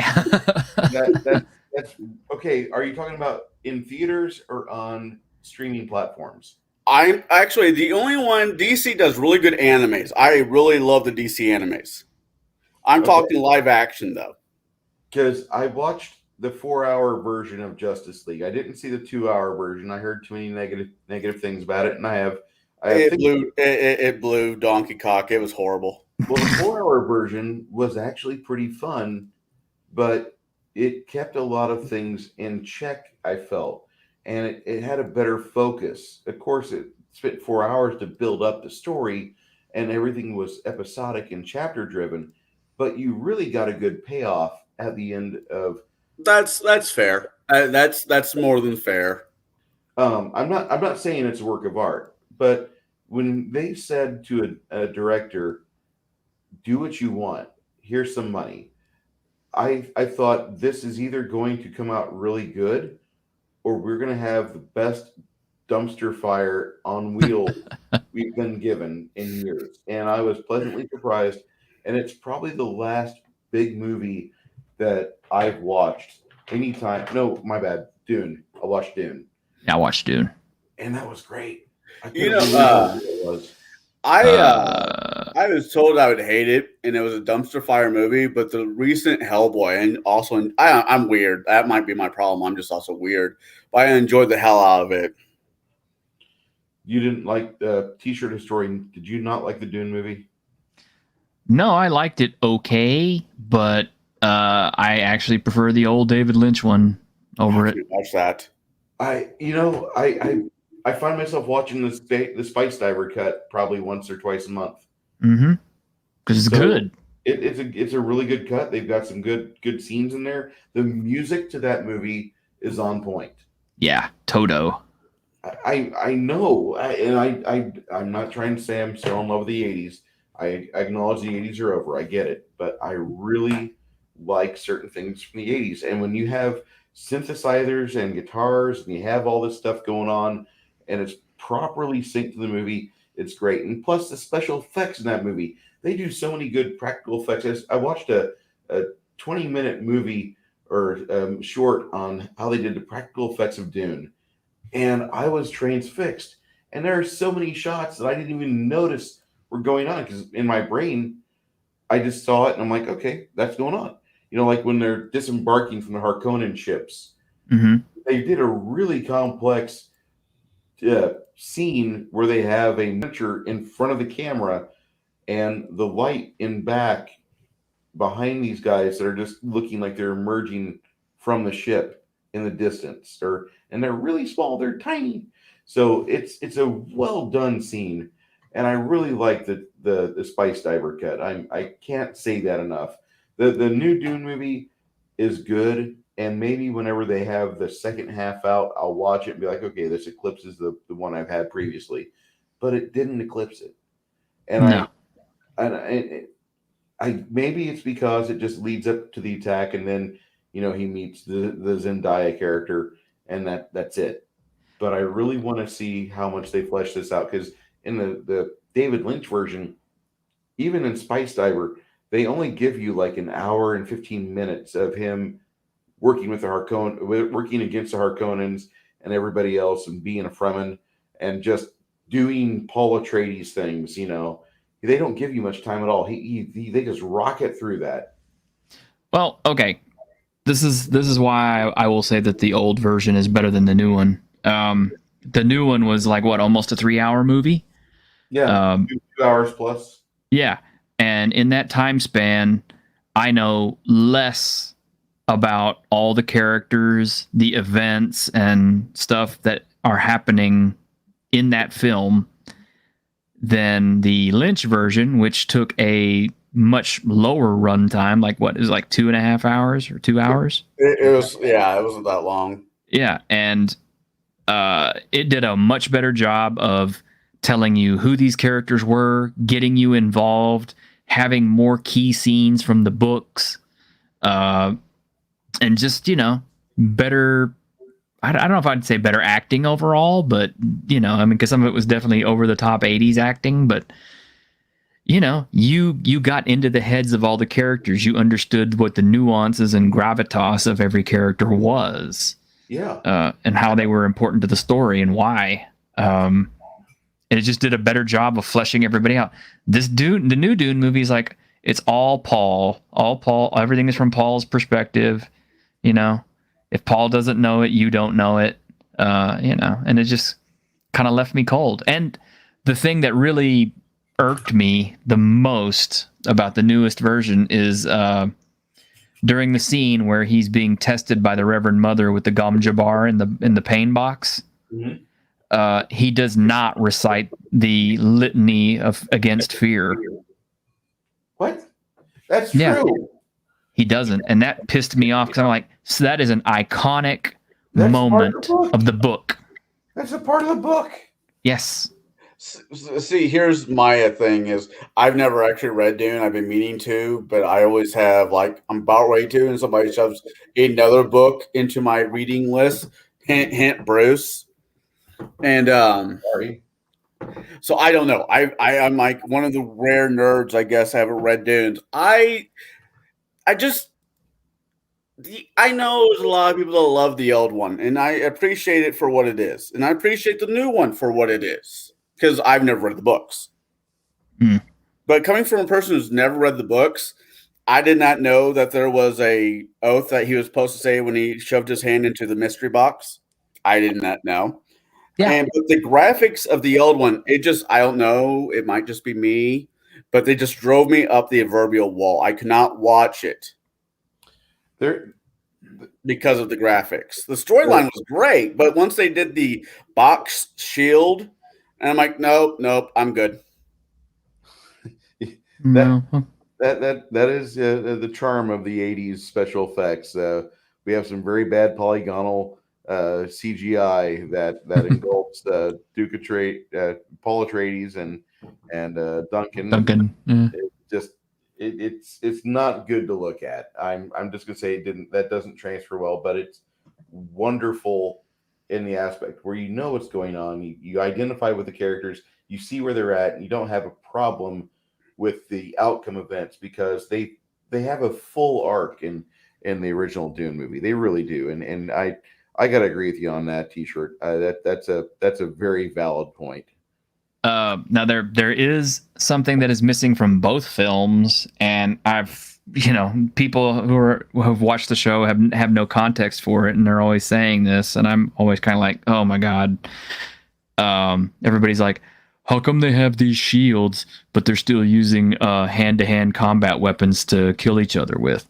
And we have to explain to them, it's like, okay, yes, they have advanced weaponry and such, but the problem is you shoot a laser at the shield and it has a nuclear explosive reaction. That's why they use slow weapons to punch through the shields. That's why they fight hand-to-hand, or they use weapon projectiles that fire slow, because it's the only way to penetrate those shields. You can't use an energy weapon because you'll blow your whole fucking army up. Did not know that. Good to know. Fuck. Yeah. And I thought, I'm not, I know a lot of people that are gun people, and I appreciate that. I actually like the hand-to-hand combat. I like movies that rely more on hand-to-hand combat than I have a Hollywood 6-shooter. Yeah. So that part didn't bother me whatsoever. I thought the fight scenes were absolutely gorgeous.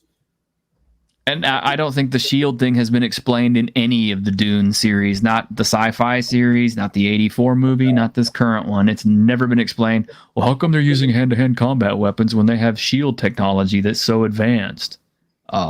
Because they don't want to blow up their fucking planet.